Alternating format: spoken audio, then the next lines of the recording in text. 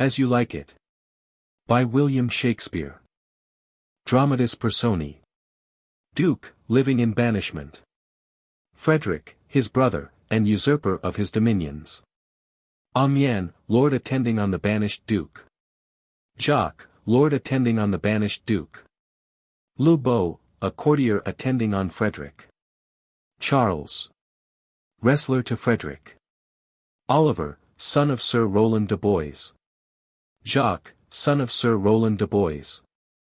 Orlando, son of Sir Rowland de Boys. Adam, servant to Oliver. Dennis, servant to Oliver. Touchstone, a clown. Sir Oliver Martext, a vicar. Corin, shepherd. Silvius, shepherd. William, a country fellow, in love with Audrey. A person representing Hymen. Rosalind, daughter to the banished Duke. Celia, daughter to Frederick. Phoebe, a shepherdess. Audrey, a country wench. Lords, pages, and attendants, etc. Scene, Oliver's house, Duke Frederick's court, and the Forest of Arden. How do you find this book? Any thoughts about the book or the author? Any suggestion for improvement? Please take a moment to share your thoughts in a comment. If you like it, share it with your friends who might enjoy it as well. Subscribe to keep in touch. Visit CompleteAudiobooks.com for more quality content. Act I. Scene I. Orchard of Oliver's house. Enter Orlando and Adam. Orlando, as I remember, Adam, it was upon this fashion bequeathed me by will but poor 1,000 crowns, and, as thou sayest, charged my brother, on his blessing, to breed me well, and there begins my sadness. My brother Jacques he keeps at school, and report speaks goldenly of his profit. For my part, he keeps me rustically at home, or, to speak more properly, stays me here at home unkept.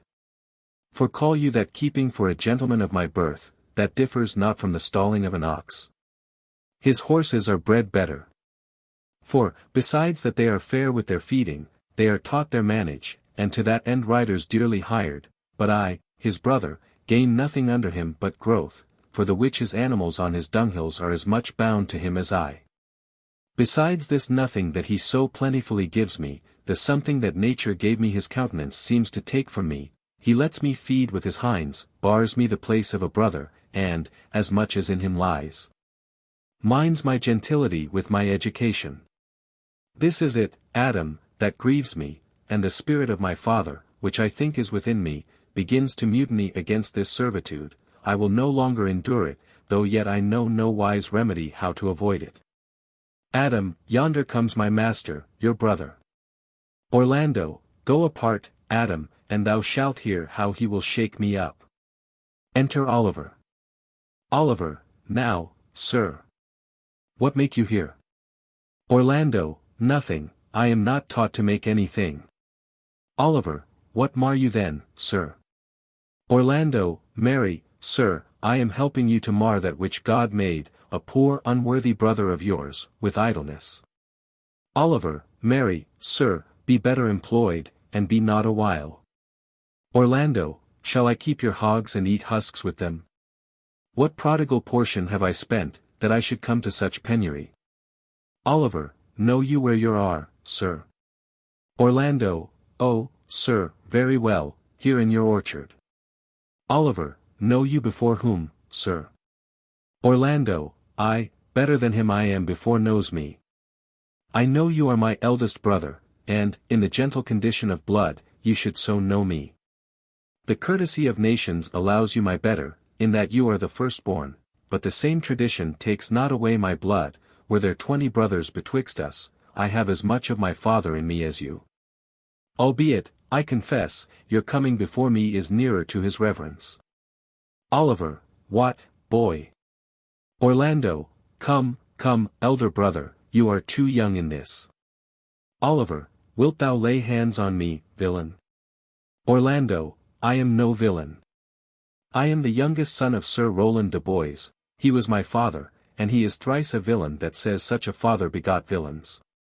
Wert thou not my brother, I would not take this hand from thy throat till this other had pulled out thy tongue for saying so, thou hast railed on thyself. Adam, sweet masters, be patient, for your father's remembrance, be at accord. Oliver, let me go, I say. Orlando, I will not, till I please, you shall hear me.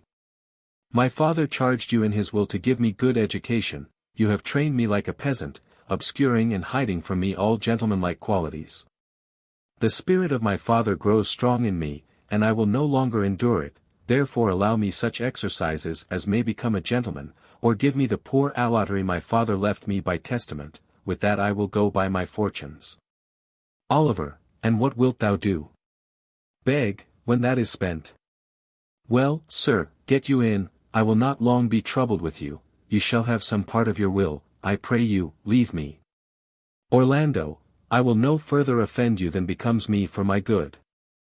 Oliver, get you with him, you old dog. Adam, is old dog my reward? Most true, I have lost my teeth in your service. God be with my old master. He would not have spoke such a word. Exeunt Orlando and Adam. Oliver, is it even so? Begin you to grow upon me? I will physic your rankness, and yet give no 1,000 crowns neither. Holla, Dennis. Enter Dennis. Dennis, calls your worship. Oliver, was not Charles, the Duke's wrestler, here to speak with me? Dennis, so please you, he is here at the door and importunes access to you. Oliver, call him in. Exit Dennis. 'Twill be a good way, and tomorrow the wrestling is. Enter Charles. Charles, good morrow to your worship. Oliver, good Monsieur Charles, what's the new news at the new court? Charles, there's no news at the court, sir, but the old news, that is, the old Duke is banished by his younger brother the new Duke. And 3 or 4 loving lords have put themselves into voluntary exile with him, whose lands and revenues enrich the new Duke, therefore he gives them good leave to wander. Oliver, can you tell if Rosalind, the Duke's daughter, be banished with her father? Charles, oh, no. For the Duke's daughter, her cousin, so loves her, being ever from their cradles bred together, that she would have followed her exile, or have died to stay behind her. She is at the court, and no less beloved of her uncle than his own daughter. And never 2 ladies loved as they do. Oliver, where will the old Duke live? Charles, they say he is already in the Forest of Arden, and a many merry men with him. And there they live like the old Robin Hood of England, they say many young gentlemen flock to him every day, and fleet the time carelessly, as they did in the golden world. Oliver, what, you wrestle tomorrow before the new Duke? Charles, marry, do I, sir, and I came to acquaint you with a matter. I am given, sir, secretly to understand that your younger brother Orlando hath a disposition to come in disguised against me to try a fall. Tomorrow, sir, I wrestle for my credit, and he that escapes me without some broken limb shall acquit him well. Your brother is but young and tender. And, for your love, I would be loath to foil him, as I must, for my own honor, if he come in, therefore, out of my love to you, I came hither to acquaint you withal. That either you might stay him from his intendment or brook such disgrace well as he shall run into, in that it is a thing of his own search and altogether against my will. Oliver, Charles, I thank thee for thy love to me, which thou shalt find I will most kindly requite. I had myself notice of my brother's purpose herein and have by underhand means laboured to dissuade him from it, but he is resolute. I'll tell thee, Charles, it is the stubbornest young fellow of France, full of ambition, an envious emulator of every man's good parts, a secret and villainous contriver against me his natural brother, therefore use thy discretion. I had as lief thou didst break his neck as his finger. And thou wert best look to't. For if thou dost him any slight disgrace or if he do not mightily grace himself on thee, he will practice against thee by poison. Entrap thee by some treacherous device and never leave thee till he hath ta'en thy life by some indirect means or other. For, I assure thee, and almost with tears I speak it, there is not one so young and so villainous this day living. I speak but brotherly of him, but should I anatomize him to thee as he is, I must blush and weep and thou must look pale and wonder. Charles, I am heartily glad I came hither to you. If he come tomorrow, I'll give him his payment, if ever he go alone again, I'll never wrestle for prize more, and so God keep your worship. Oliver, farewell, good Charles. Exit Charles. Now will I stir this gamester, I hope I shall see an end of him, for my soul, yet I know not why, hates nothing more than he. Yet he's gentle, never schooled and yet learned, full of noble device, of all sorts enchantingly beloved, and indeed so much in the heart of the world, and especially of my own people, who best know him. That I am altogether misprized, but it shall not be so long.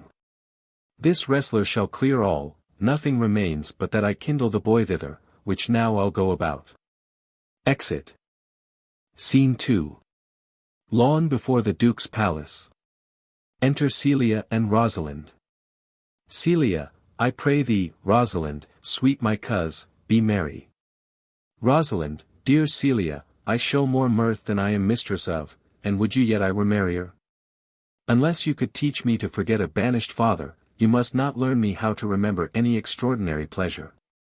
Celia, herein I see thou lovest me not with the full weight that I love thee.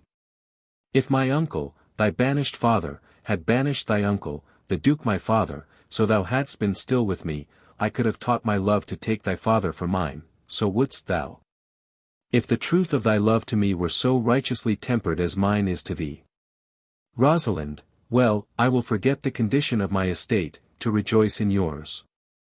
Celia, you know my father hath no child but I, nor none is like to have, and, truly, when he dies, thou shalt be his heir, for what he hath taken away from thy father perforce, I will render thee again in affection, by mine honour, I will. And when I break that oath, let me turn monster, therefore, my sweet Rose, my dear Rose, be merry. Rosalind, from henceforth I will, coz, and devise sports. Let me see, what think you of falling in love? Celia, marry, I prithee, do, to make sport withal, but love no man in good earnest, nor no further in sport neither than with safety of a pure blush thou mayst in honour come off again. Rosalind, what shall be our sport, then? Celia, let us sit and mock the good housewife Fortune from her wheel, that her gifts may henceforth be bestowed equally. Rosalind, I would we could do so, for her benefits are mightily misplaced, and the bountiful blind woman doth most mistake in her gifts to women. Celia, 'tis true. For those that she makes fair she scarce makes honest, and those that she makes honest she makes very ill-favouredly. Rosalind, nay, now thou goest from Fortune's office to Nature's, Fortune reigns in gifts of the world, not in the lineaments of nature. Enter Touchstone. Celia, no. When nature hath made a fair creature, may she not by fortune fall into the fire? Though nature hath given us wit to flout at fortune, hath not fortune sent in this fool to cut off the argument? Rosalind, indeed, there is fortune too hard for nature, when fortune makes nature's natural the cutter off of nature's wit. Celia, peradventure this is not fortune's work neither, but nature's, who perceiveth our natural wits too dull to reason of such goddesses and hath sent this natural for our whetstone. For always the dullness of the fool is the whetstone of the wits. How now, wit? Whither wander you? Touchstone, mistress, you must come away to your father. Celia, were you made the messenger? Touchstone, no, by mine honour, but I was bid to come for you. Rosalind, where learned you that oath, fool? Touchstone, of a certain knight that swore by his honour they were good pancakes and swore by his honour the mustard was not. Now I'll stand to it, the pancakes were not and the mustard was good, and yet was not the knight forsworn. Celia, how prove you that, in the great heap of your knowledge? Rosalind, I, marry, now unmuzzle your wisdom. Touchstone, stand you both forth now, stroke your chins, and swear by your beards that I am a knave. Celia, by our beards, if we had them, thou art. Touchstone, by my knavery, if I had it, then I were, but if you swear by that that is not, you are not forsworn, no more was this knight swearing by his honour, for he never had any.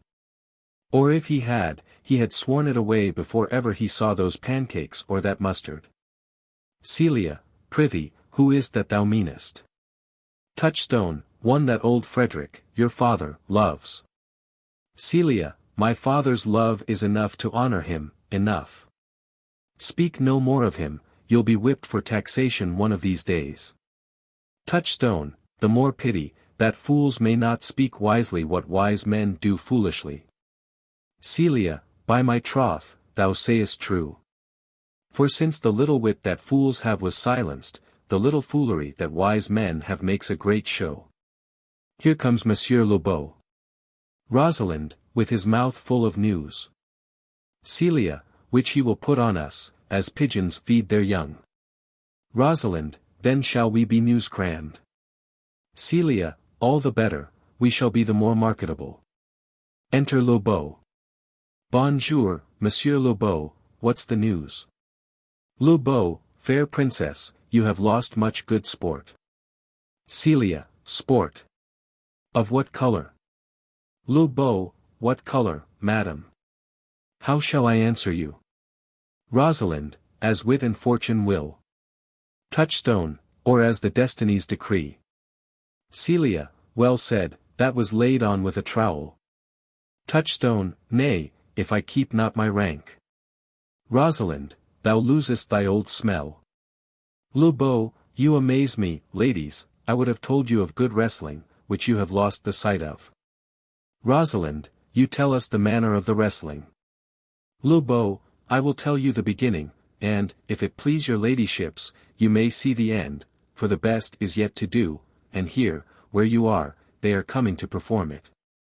Celia, well, the beginning, that is dead and buried. Le Beau, there comes an old man and his 3 sons. Celia, I could match this beginning with an old tale. Le Beau, 3 proper young men, of excellent growth and presence. Rosalind, with bills on their necks, be it known unto all men by these presents. Le Beau, the eldest of the 3 wrestled with Charles, the Duke's wrestler. Which Charles in a moment threw him and broke 3 of his ribs, that there is little hope of life in him, so he served the 2nd, and so the 3rd. Yonder they lie. The poor old man, their father, making such pitiful dole over them that all the beholders take his part with weeping. Rosalind, alas! Touchstone, but what is the sport, monsieur, that the ladies have lost? Le Beau, why, this that I speak of. Touchstone, thus men may grow wiser every day, it is the first time that ever I heard breaking of ribs was sport for ladies. Celia, or I promise thee. Rosalind, but is there any else longs to see this broken music in his sides? Is there yet another dotes upon rib-breaking? Shall we see this wrestling, cousin? Le Beau, you must, if you stay here, for here is the place appointed for the wrestling, and they are ready to perform it. Celia, yonder, sure, they are coming, let us now stay and see it. Flourish. Enter Duke Frederick, lords, Orlando, Charles, and attendants. Duke Frederick, come on, since the youth will not be entreated, his own peril on his forwardness. Rosalind, is yonder the man? Le Beau, even he, madam. Celia, alas, he is too young. Yet he looks successfully. Duke Frederick, how now, daughter and cousin? Are you crept hither to see the wrestling? Rosalind, aye, my liege, so please you give us leave. Duke Frederick, you will take little delight in it, I can tell you, there is such odds in the man. In pity of the challenger's youth I would fain dissuade him, but he will not be entreated. Speak to him, ladies, see if you can move him. Celia, call him hither, good Monsieur le Beau. Duke Frederick, do so, I'll not be by. Le Beau, Monsieur the challenger, the princesses call for you. Orlando, I attend them with all respect and duty. Rosalind, young man, have you challenged Charles the wrestler? Orlando, no, fair princess, he is the general challenger, I come but in, as others do, to try with him the strength of my youth. Celia, young gentleman, your spirits are too bold for your years. You have seen cruel proof of this man's strength.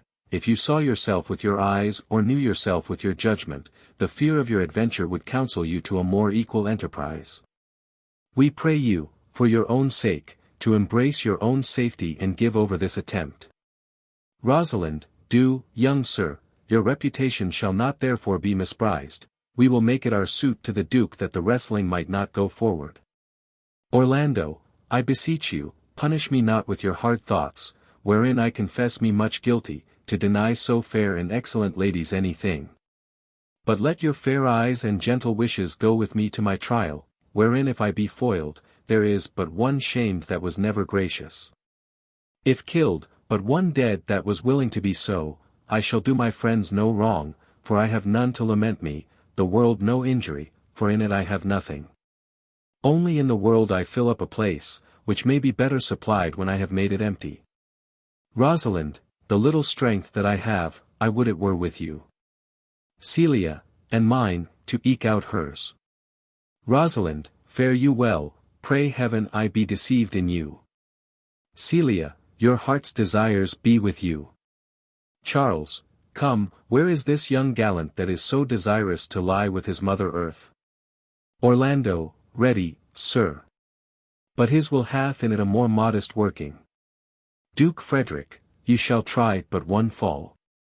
Charles, no, I warrant your grace, you shall not entreat him to a second, that have so mightily persuaded him from a first. Orlando, and you mean to mock me after, you should not have mocked me before, but come your ways. Rosalind, now Hercules be thy speed, young man. Celia, I would I were invisible, to catch the strong fellow by the leg. They wrestle. Rosalind, O excellent young man. Celia, if I had a thunderbolt in mine eye, I can tell who should down. Shout. Charles is thrown. Duke Frederick, no more, no more. Orlando, yes, I beseech your grace, I am not yet well breathed. Duke Frederick, how dost thou, Charles? Lilbeau, he cannot speak, my lord. Duke Frederick, bear him away. What is thy name, young man? Orlando, Orlando, my liege, the youngest son of Sir Rowland de Boys. Duke Frederick, I would thou hadst been son to some man else. The world esteemed thy father honourable. But I did find him still mine enemy. Thou shouldst have better pleased me with this deed. Hadst thou descended from another house. But fare thee well, thou art a gallant youth. I would thou hadst told me of another father. Exeunt Duke Frederick, Train, and Lilbeau. Celia, were I my father, cuz, would I do this? Orlando, I am more proud to be Sir Rowland's son. His youngest son, and would not change that calling. To be adopted heir to Frederick. Rosalind, my father loved Sir Rowland as his soul. And all the world was of my father's mind. Had I before known this young man his son, I should have given him tears unto entreaties, ere he should thus have ventured. Celia, gentle cousin. Let us go thank him and encourage him.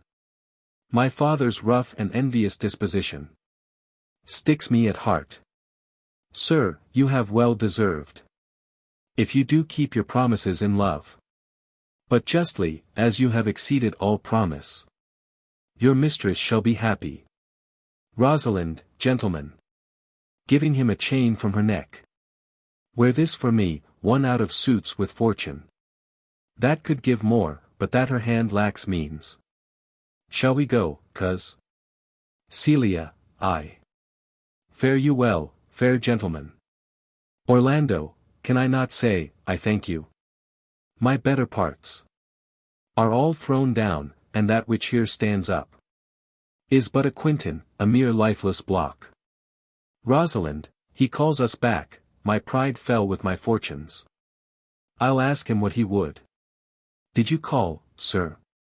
Sir, you have wrestled well and overthrown more than your enemies. Celia, will you go, cuz? Rosalind, have with you. Fare you well. Exeunt Rosalind and Celia. Orlando, what passion hangs these weights upon my tongue? I cannot speak to her, yet she urged conference. O poor Orlando, thou art overthrown. Or Charles or something weaker masters thee. Re-enter Lobau. Lobau, good sir, I do in friendship counsel you to leave this place. Albeit you have deserved high commendation, true applause and love. Yet such is now the Duke's condition, that he misconstrues all that you have done. The Duke is humorous, what he is indeed. More suits you to conceive than I to speak of. Orlando, I thank you, sir, and, pray you, tell me this. Which of the two was daughter of the Duke? That here was at the wrestling. Lobau, neither his daughter, if we judge by manners. But yet indeed the lesser is his daughter. The other is daughter to the banished Duke. And here detained by her usurping uncle. To keep his daughter company, whose loves are dearer than the natural bond of sisters. But I can tell you that of late this Duke hath ta'en displeasure gainst his gentle niece, grounded upon no other argument, but that the people praise her for her virtues, and pity her for her good father's sake. And, on my life, his malice gainst the lady will suddenly break forth. Sir, fare you well. Hereafter, in a better world than this, I shall desire more love and knowledge of you. Orlando, I rest much bounden to you, fare you well. Exit Lobau. Thus must I from the smoke into the smother. From tyrant Duke unto a tyrant brother. But heavenly Rosalind. Exit. Scene 3. A room in the palace. Enter Celia and Rosalind. Celia, why, cousin? Why, Rosalind? Cupid have mercy. Not a word. Rosalind, not one to throw at a dog. Celia, no, thy words are too precious to be cast away upon curs. Throw some of them at me, come, lame me with reasons.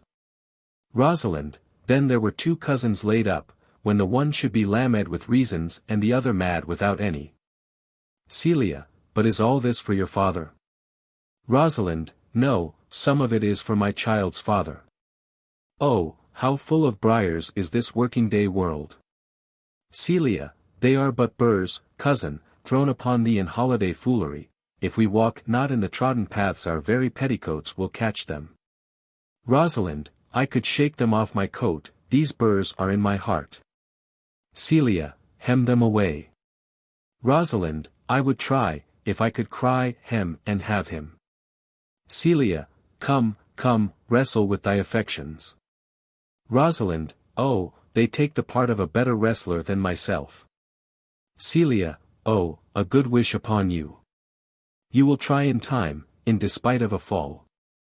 But, turning these jests out of service, let us talk in good earnest. Is it possible, on such a sudden, you should fall into so strong a liking with old Sir Rowland's youngest son?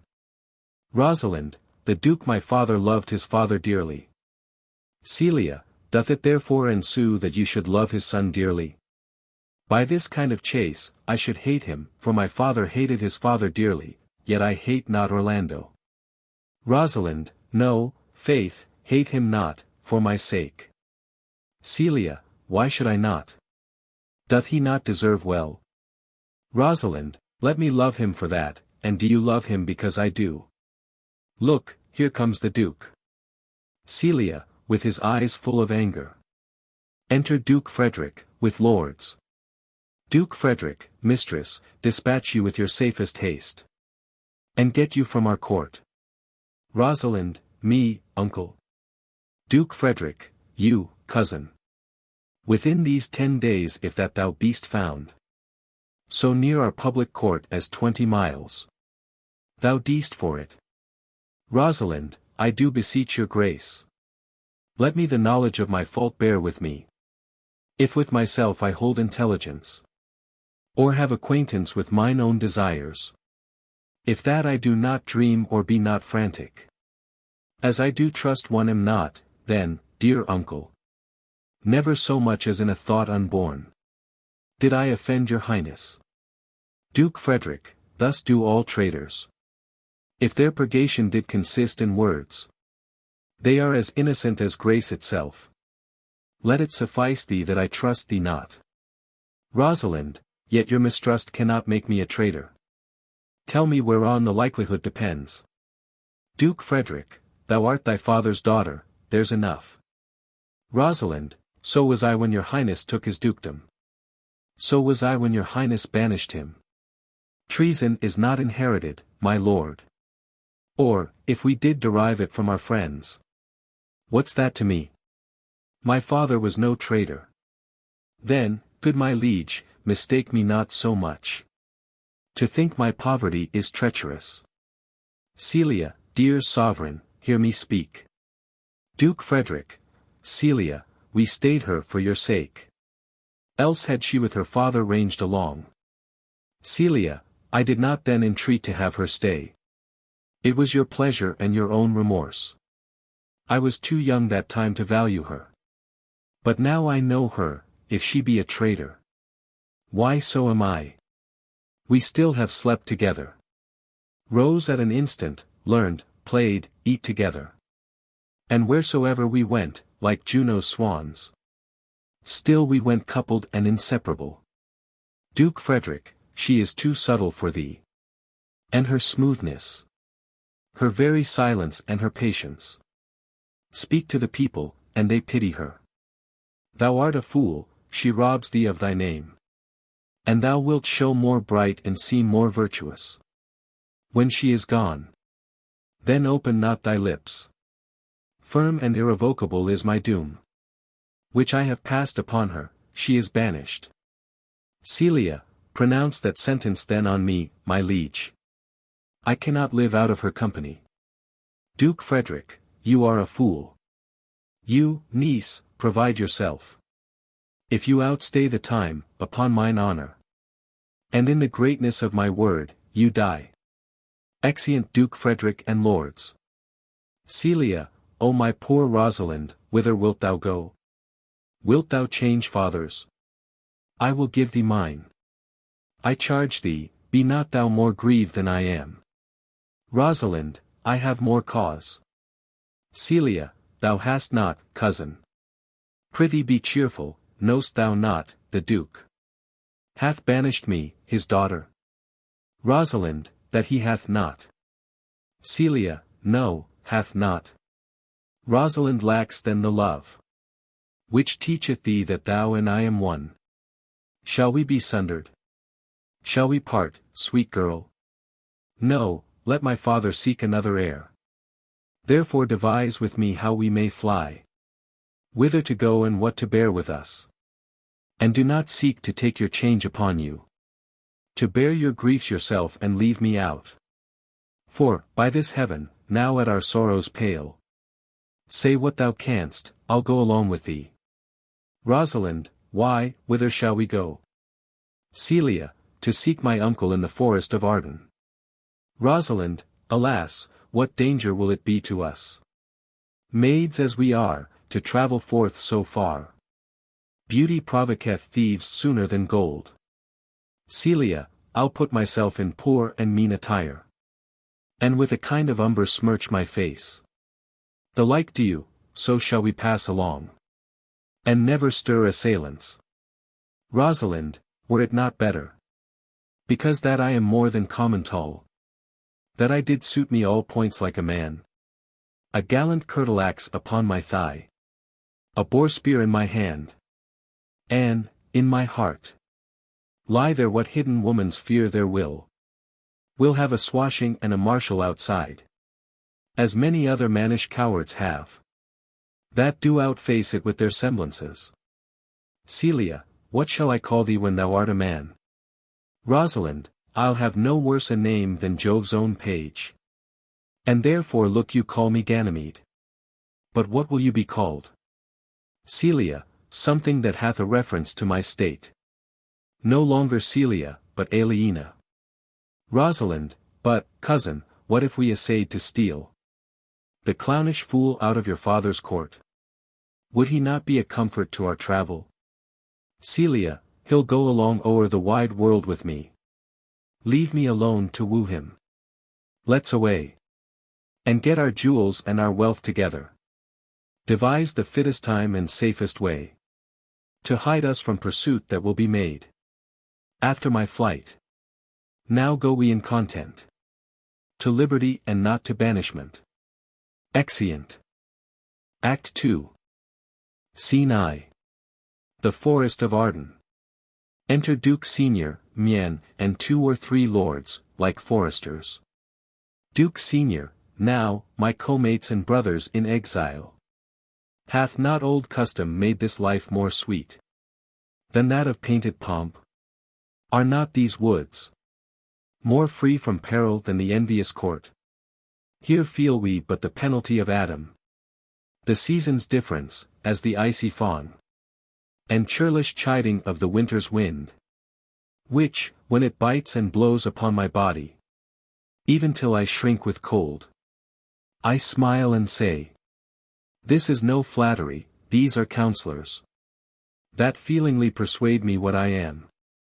Sweet are the uses of adversity, which, like the toad, ugly and venomous, wears yet a precious jewel in his head. And this our life exempt from public haunt finds tongues in trees, books in the running brooks, sermons in stones and good in everything. I would not change it.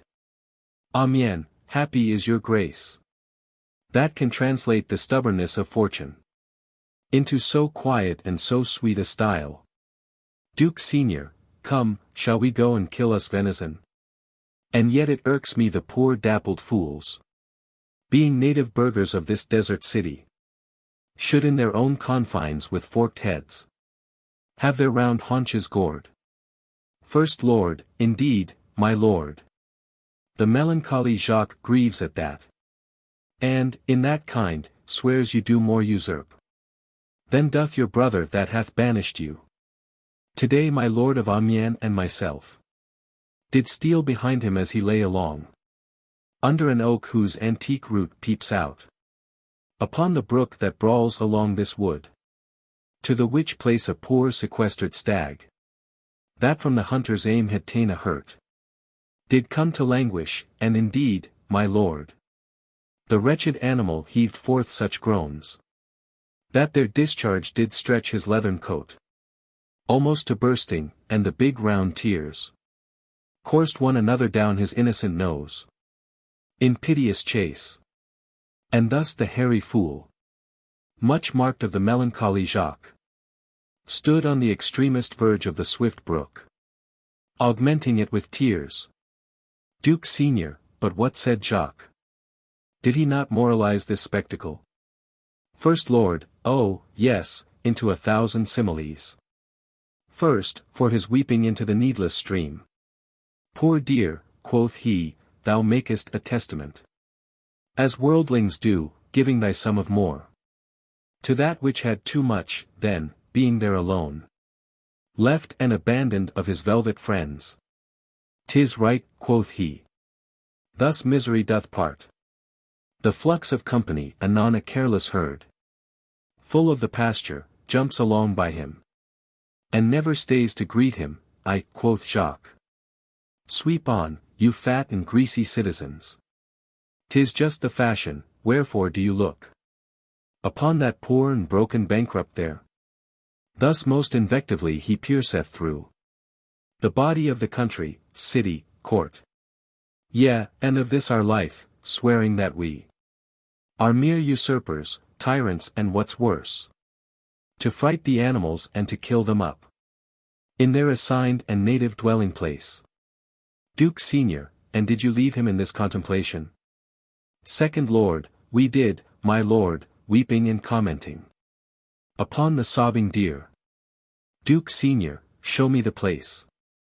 I love to cope him in these sullen fits, for then he's full of matter. First Lord, I'll bring you to him straight. Exeunt. Scene 2. A room in the palace. Enter Duke Frederick, with lords. Duke Frederick, can it be possible that no man saw them? It cannot be, some villains of my court are of consent and sufferance in this. First Lord, I cannot hear of any that did see her. The ladies, her attendants of her chamber, saw her abed, and in the morning early they found the bed untreasured of their mistress. Second Lord, my lord, the Roynish clown, at whom so oft your grace was wont to laugh, is also missing. Hesperia, the princess gentlewoman, confesses that she secretly o'erheard your daughter and her cousin much commend the parts and graces of the wrestler that did but lately foil the sinewy Charles. And she believes, wherever they are gone, that youth is surely in their company. Duke Frederick, send to his brother, fetch that gallant hither. If he be absent, bring his brother to me. I'll make him find him, do this suddenly. And let not search and inquisition quail to bring again these foolish runaways. Exeunt. Scene 3. Before Oliver's house. Enter Orlando and Adam, meeting. Orlando, who's there? Adam, what, my young master? Oh, my gentle master. Oh, my sweet master. Oh, you memory of old Sir Rowland. Why, what make you here? Why are you virtuous? Why do people love you? And wherefore are you gentle, strong and valiant? Why would you be so fond to overcome the bonny prizer of the humorous Duke? Your praise is come too swiftly home before you. Know you not, master, to some kind of men their graces serve them but as enemies? No more do yours, your virtues, gentle master, are sanctified and holy traitors to you. Oh, what a world is this, when what is comely envenoms him that bears it. Orlando, why, what's the matter? Adam, O unhappy youth! Come not within these doors, within this roof. The enemy of all your graces lives. Your brother, no, no brother. Yet the son. Yet not the son, I will not call him son. Of him I was about to call his father. Hath heard your praises, and this night he means to burn the lodging where you used to lie. And you within it, if he fail of that, he will have other means to cut you off. I overheard him and his practices. This is no place, this house is but a butchery. Abhor it, fear it, do not enter it. Orlando, why, whither, Adam, wouldst thou have me go? Adam, no matter whither, so you come not here. Orlando, what, wouldst thou have me go and beg my food? Or with a base and boisterous sword in force? A thievish living on the common road? This I must do, or know not what to do. Yet this I will not do, do how I can. I rather will subject me to the malice of a diverted blood and bloody brother. Adam, but do not so. I have 500 crowns. The thrifty hire I saved under your father, which I did store to be my foster nurse, when service should in my old limbs lie lame, and unregarded age in corners thrown. Take that, and he that doth the ravens feed, yea, providently caters for the sparrow. Be comfort to my age. Here is the gold. And all this I give you. Let me be your servant. Though I look old, yet I am strong and lusty. For in my youth I never did apply hot and rebellious liquors in my blood, nor did not with unbashful forehead woo the means of weakness and debility. Therefore my age is as a lusty winter. Frosty, but kindly, let me go with you. I'll do the service of a younger man in all your business and necessities. Orlando, O good old man, how well in thee appears the constant service of the antique world. When service sweat for duty, not for meed. Thou art not for the fashion of these times, where none will sweat but for promotion. And having that, do choke their service up. Even with the having, it is not so with thee. But, poor old man, thou prunest a rotten tree. that cannot so much as a blossom yield. In lieu of all thy pains and husbandry. But come thy ways. Well, go along together. And ere we have thy youthful wages spent, we'll light upon some settled low content. Adam, master, go on, and I will follow thee. To the last gasp, with truth and loyalty. From 17 years till now almost fourscore. Here lived I, but now live here no more. At 17 years many their fortunes seek. But at fourscore it is too late a week. Yet fortune cannot recompense me better than to die well and not my master's debtor. Exeunt. Scene 4. The Forest of Arden. Enter Rosalind for Ganymede, Celia for Aliena, and Touchstone. Rosalind, O Jupiter, how weary are my spirits. Touchstone, I care not for my spirits, if my legs were not weary. Rosalind, I could find in my heart to disgrace my man's apparel and to cry like a woman, but I must comfort the weaker vessel, as doublet and hose ought to show itself courageous to petticoat, therefore courage, good Aliena. Celia, I pray you, bear with me, I cannot go no further. Touchstone, for my part, I had rather bear with you than bear you, yet I should bear no cross if I did bear you, for I think you have no money in your purse. Rosalind, well, this is the Forest of Arden. Touchstone, now am I in Arden, the more fool I, when I was at home, I was in a better place, but travellers must be content. Rosalind, be so, good Touchstone. Enter Corin and Silvius. Look you, who comes here, a young man and an old in solemn talk. Corin, that is the way to make her scorn you still. Silvius, O Corin, that thou knew'st how I do love her. Corin, I partly guess, for I have loved ere now. Silvius, no, Corin, being old, thou canst not guess. Though in thy youth thou wast as true a lover as ever sight upon a midnight pillow. But if thy love were ever like to mine, as sure I think did never man love so. How many actions most ridiculous hast thou been drawn to by thy fantasy? Corin, into 1,000 that I have forgotten. Silvius, oh, thou didst then ne'er love so heartily. If thou rememberst not the slightest folly that ever love did make thee run into, thou hast not loved. Or if thou hast not sat as I do now, wearying thy hearer in thy mistress' praise, thou hast not loved. Or if thou hast not broke from company abruptly, as my passion now makes me, thou hast not loved. O Phoebe, Phoebe, Phoebe. Exit. Rosalind, alas, poor shepherd, searching of thy wound, I have by hard adventure found mine own. Touchstone, and I mine. I remember, when I was in love I broke my sword upon a stone and bid him take that for coming a night to Jane's smile, and I remember the kissing of her batlet and the cow's dugs that her pretty chopped hands had milked. And I remember the wooing of a peascod instead of her, from whom I took 2 cods and, giving her them again, said with weeping tears, were these for my sake? We that are true lovers run into strange capers. But as all is mortal in nature, so is all nature in love mortal in folly. Rosalind, thou speakest wiser than thou art whereof. Touchstone, nay, I shall ne'er be ware of mine own wit till I break my shins against it. Rosalind, Jove, Jove. This shepherd's passion is much upon my fashion.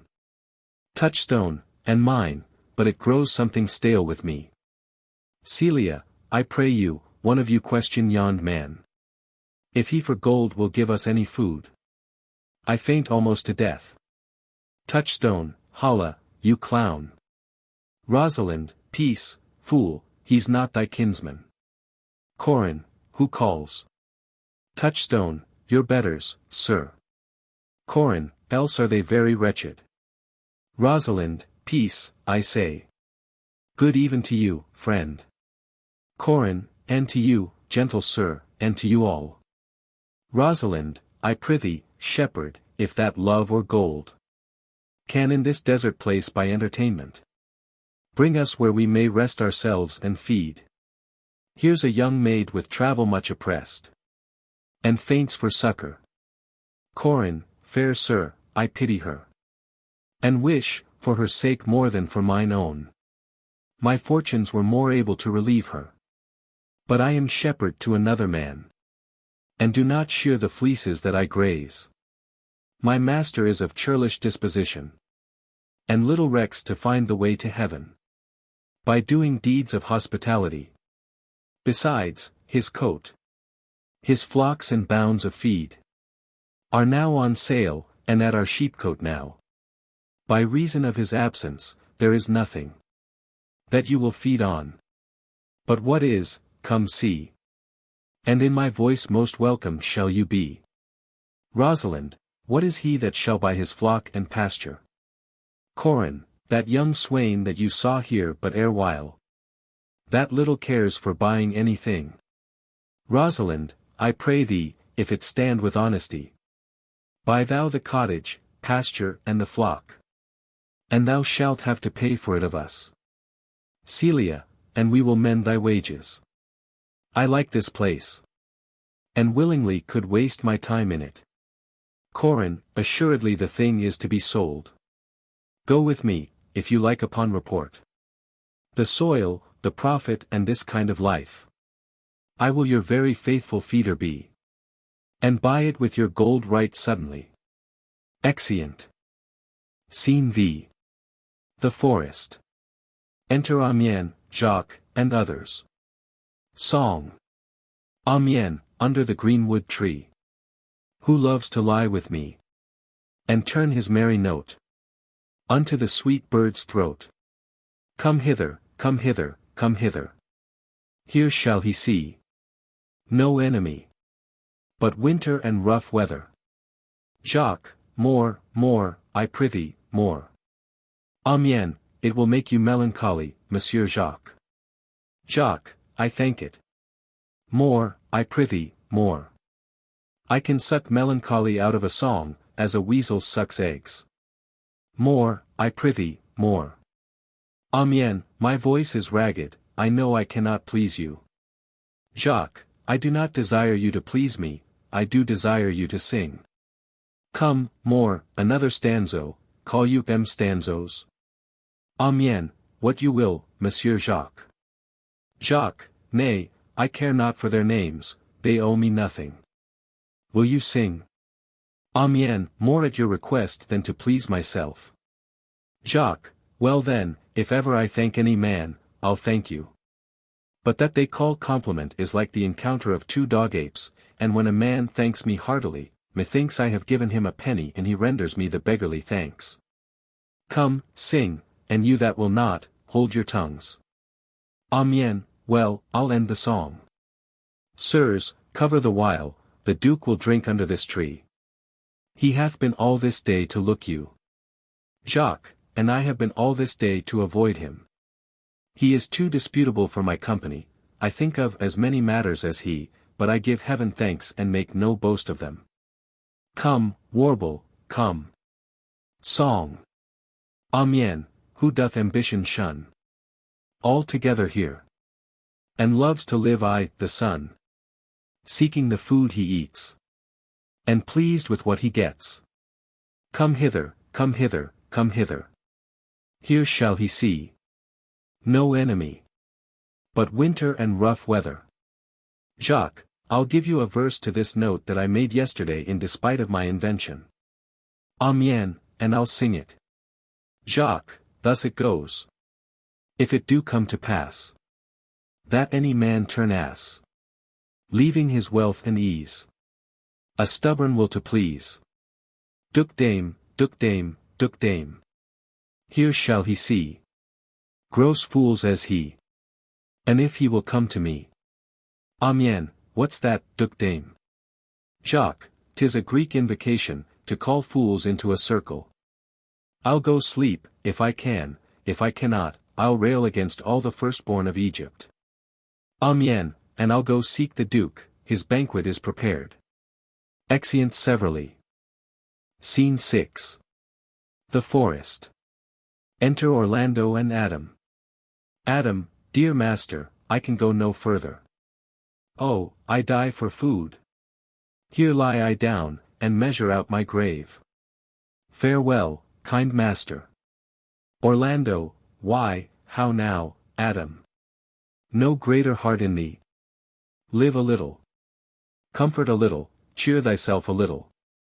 If this uncouth forest yield anything savage, I will either be food for it or bring it for food to thee. Thy conceit is nearer death than thy powers. For my sake be comfortable. Hold death a while at the arm's end, I will here be with thee presently, and if I bring thee not something to eat, I will give thee leave to die, but if thou deest before I come, thou art a mocker of my labor. Well said. Thou lookest cheerly, and I'll be with thee quickly. Yet thou liest in the bleak air, come, I will bear thee to some shelter, and thou shalt not die for lack of a dinner, if there live any thing in this desert. Cheerly, good Adam. Exeunt. Scene 7. The Forest. A table set out. Enter Duke Senior, Mien, and lords like outlaws. Duke Senior, I think he be transformed into a beast. For I can nowhere find him like a man. First Lord, my lord, he is but even now gone hence. Here was he merry, hearing of a song. Duke Senior, if he, compact of jars, grow musical, we shall have shortly discord in the spheres. Go, seek him, tell him I would speak with him. Enter Jacques. First Lord, he saves my labor by his own approach. Duke Senior, why, how now, monsieur? What a life is this? That your poor friends must we your company? What, you look merrily? Jacques, a fool, a fool. I met a fool the forest. A motley fool, a miserable world. As I do live by food, I met a fool. Who laid him down and basked him in the sun.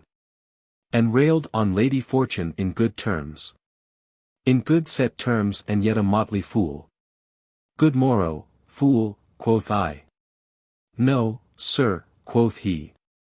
Call me not fool till heaven hath sent me fortune. And then he drew a dial from his poke. And, looking on it with lackluster eye, says very wisely, it is 10 o'clock. Thus we may see, quoth he, how the world wags. 'Tis but an hour ago since it was 9. And after 1 hour more, 'twill be 11. And so, from hour to hour, we ripe and ripe. And then, from hour to hour, we rot and rot. And thereby hangs a tale. When I did hear the motley fool thus moral on the time, my lungs began to crow like chanticleer. That fool should be so deep contemplative. And I did laugh sans intermission. An hour by his dial. O noble fool! A worthy fool! Motley's the only wear. Duke Senior, what fool is this? Jacques, O worthy fool! One that hath been a courtier. And says, if ladies be but young and fair, they have the gift to know it, and in his brain, which is as dry as the remainder biscuit. After a voyage, he hath strange places crammed with observation, the which he vents in mangled forms. Oh, that I were a fool! I am ambitious for a motley coat. Duke Senior, thou shalt have one. Jacques, it is my only suit. Provided that you read your better judgments. Of all opinion that grows rank in them. That I am wise. I must have liberty. Withal, as large a charter as the wind. To blow on whom I please, for so fools have. And they that are most galled with my folly, they most must laugh. And why, sir, must they so? The why is plain as way to parish church. He that a fool doth very wisely hit, doth very foolishly, although he smart. Not to seem senseless of the bob, if not The wise man's folly is anatomized even by the squandering glances of the fool. Invest me in my motley, give me leave to speak my mind, and I will through and through cleanse the foul body of the infected world, if they will patiently receive my medicine. Duke Senior, fie on thee. I can tell what thou wouldst do. Jacques, what, for a counter, would I do but good? Duke Senior, most mischievous foul sin, in chiding sin. For thou thyself hast been a libertine, as sensual as the brutish sting itself, and all the embossed sores and headed evils, that thou with license of free foot hast caught, wouldst thou disgorge into the general world. Jacques, why, who cries out on pride, that can therein tax any private party? Doth it not flow as hugely as the sea, till that the weary very means do ebb? What woman in the city do I name, when that I say the city woman bears the cost of princes on unworthy shoulders? Who can come in and say that I mean her, when such a one as she such is her neighbor? Or what is he of basest function, that says his bravery is not of my cost, thinking that I mean him, but therein suits his folly to the metal of my speech? There then, how then? What then? Let me see wherein my tongue hath wronged him, if it do him right. Then he hath wronged himself, if he be free. Why then my taxing like a wild goose flies, unclaimed of any man? But who comes here? Enter Orlando, with his sword drawn. Orlando, forbear, and eat no more. Jacques, why, I have eat none yet. Orlando, nor shalt not, till necessity be served. Jacques, of what kind should this cock come of? Duke Senior, art thou thus boldened, man, by thy distress? Or else a rude despiser of good manners, that in civility thou seemst so empty? Orlando, you touched my vein at first, the thorny point of bare distress hath ta'en from me the show of smooth civility, yet am I inland bred, and know some nurture. But forbear, I say. He dies that touches any of this fruit, till I and my affairs are answered. Jacques, and you will not be answered with reason, I must die. Duke Senior, what would you have? Your gentleness shall force more than your force move us to gentleness. Orlando, I almost die for food, and let me have it. Duke Senior, sit down and feed, and welcome to our table. Orlando, speak you so gently? Pardon me, I pray you. I thought that all things had been savage here, and therefore put I on the countenance of stern commandment. But whatever you are, that in this desert inaccessible, under the shade of melancholy boughs, lose and neglect the creeping hours of time. If ever you have looked on better days, if ever been where bells have knolled to church, if ever sat at any good man's feast, if ever from your eyelids wiped a tear, and know what 'tis to pity and be pitied, let gentleness my strong enforcement be, in the which hope I blush, and hide my sword. Duke Senior, true is it that we have seen better days, and have with holy bell been knolled to church, and sat at good men's feasts and wiped our eyes of drops that sacred pity hath engendered. And therefore sit you down in gentleness, and take upon command what help we have, that to your wanting may be ministered. Orlando, then but forbear your food a little while. Whiles, like a doe, I go to find my fawn, and give it food. There is an old poor man, who after me hath many a weary step, limped in pure love, till he be first sufficed, oppressed with two weak evils, age and hunger. I will not touch a bit. Duke Senior, go find him out, and we will nothing waste till you return. Orlando, I thank ye, and be blessed for your good comfort. Exit. Duke Senior, thou sayest we are not all alone unhappy. This wide and universal theatre Presents more woeful pageants than the scene wherein we play in. Jacques, all the world's a stage. And all the men and women merely players. They have their exits and their entrances. And one man in his time plays many parts. His acts being 7 ages. At first the infant, mewling and puking in the nurse's arms. And then the whining schoolboy, with his satchel and shining morning face, creeping like snail, unwillingly to school. And then the lover, sighing like furnace, with a woeful ballad made to his mistress' eyebrow. Then a soldier, full of strange oaths and bearded like the pard, jealous in honor, sudden and quick in quarrel, seeking the bubble reputation, even in the cannon's mouth. And then the justice, in fair round belly with good capon lined, with eyes severe and beard of formal cut, full of wise saws and modern instances. And so he plays his part. The 6th age shifts into the lean and slippered pantaloon, with spectacles on nose and pouch on side. His youthful hose, well saved, a world too wide for his shrunk shank. And his big manly voice, turning again toward childish treble, pipes and whistles in his sound. Last scene of all that ends this strange eventful history is second childishness and mere oblivion.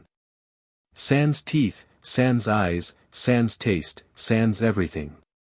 Re-enter Orlando, with Adam. Duke Senior, welcome. Set down your venerable burthen, and let him feed. Orlando, I thank you most for him. Adam, so had you need. I scarce can speak to thank you for myself. Duke Senior, welcome. Fall to, I will not trouble you as yet, to question you about your fortunes. Give us some music, and, good cousin, sing.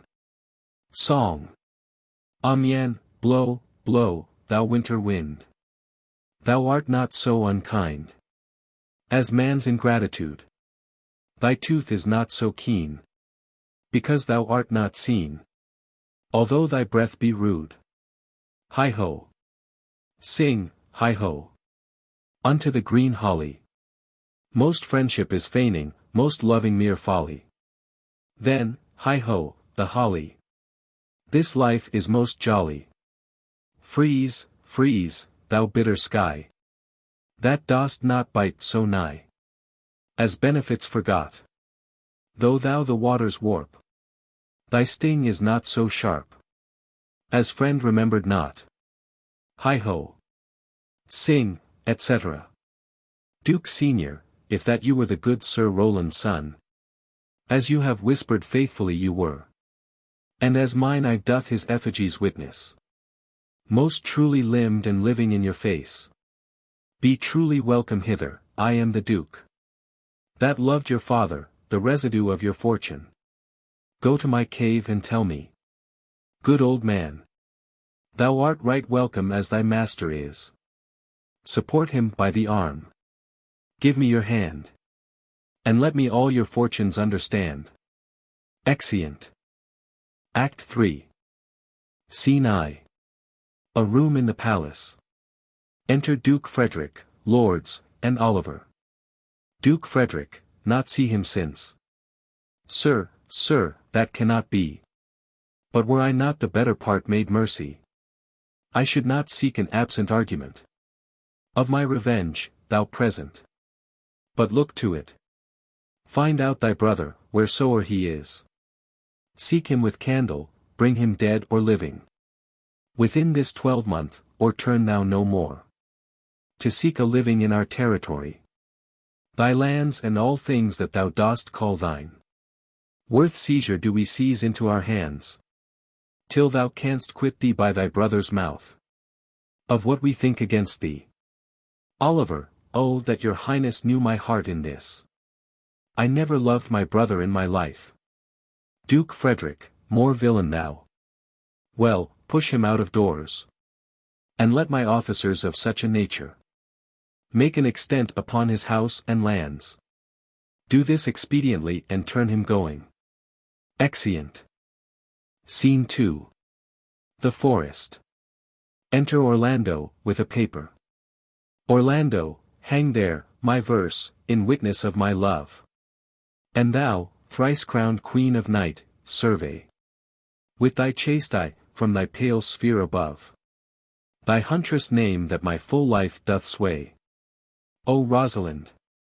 These trees shall be my books, and in their barks my thoughts I'll character, that every eye which in this forest looks shall see thy virtue witnessed everywhere. Run, run, Orlando, carve on every tree the fair, the chaste and unexpressive she. Exit. Enter Corin and Touchstone. Corin, and how like you this shepherd's life, Master Touchstone? Touchstone, truly, shepherd, in respect of itself, it is a good life, but in respect that it is a shepherd's life, it is not. In respect that it is solitary, I like it very well, but in respect that it is private, it is a very vile life. Now, in respect it is in the fields, it pleaseth me well, but in respect it is not in the court, it is tedious. As is it a spare life, look you, it fits my humour well, but as there is no more plenty in it, it goes much against my stomach.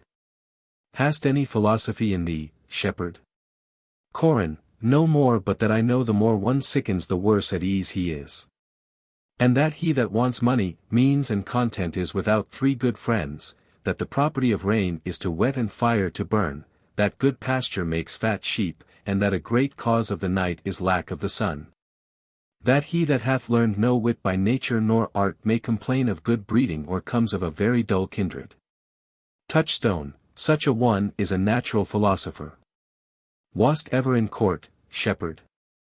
Corin, no, truly. Touchstone, then thou art damned. Corin, nay, I hope. Touchstone, truly, thou art damned like an ill-roasted egg, all on one side. Corin, for not being at court. Your reason. Touchstone, why, if thou never wast at court, thou never sawest good manners. If thou never sawest good manners, then thy manners must be wicked, and wickedness is sin, and sin is damnation. Thou art in a parlous state, shepherd. Corin, not a whit. Touchstone, those that are good manners at the court are as ridiculous in the country as the behavior of the country is most mockable at the court. You told me you salute not at the court, but you kiss your hands, that courtesy would be uncleanly, if courtiers were shepherds. Touchstone, instance, briefly, come, instance. Corin, why, we are still handling our ewes, and their fells, you know, are greasy. Touchstone, why, do not your courtiers' hands sweat? And is not the grease of a mutton as wholesome as the sweat of a man? Shallow, shallow. A better instance, I say, come. Corin, besides, our hands are hard. Touchstone, your lips will feel them the sooner. Shallow again. A more sounder instance, come. Corin, and they are often tarred over with the surgery of our sheep, and would you have us kiss tar? The courtier's hands are perfumed with civet. Touchstone, most shallow man. Thou worm's meat, in respect of a good piece of flesh indeed. Learn of the wise, and perpend, civet is of a baser birth than tar, the very uncleanly flux of a cat. Mend the instance, shepherd. Corin, you have too courtly a wit for me, I'll rest. Touchstone, wilt thou rest damned? God help thee, shallow man. God make incision in thee. Thou art raw.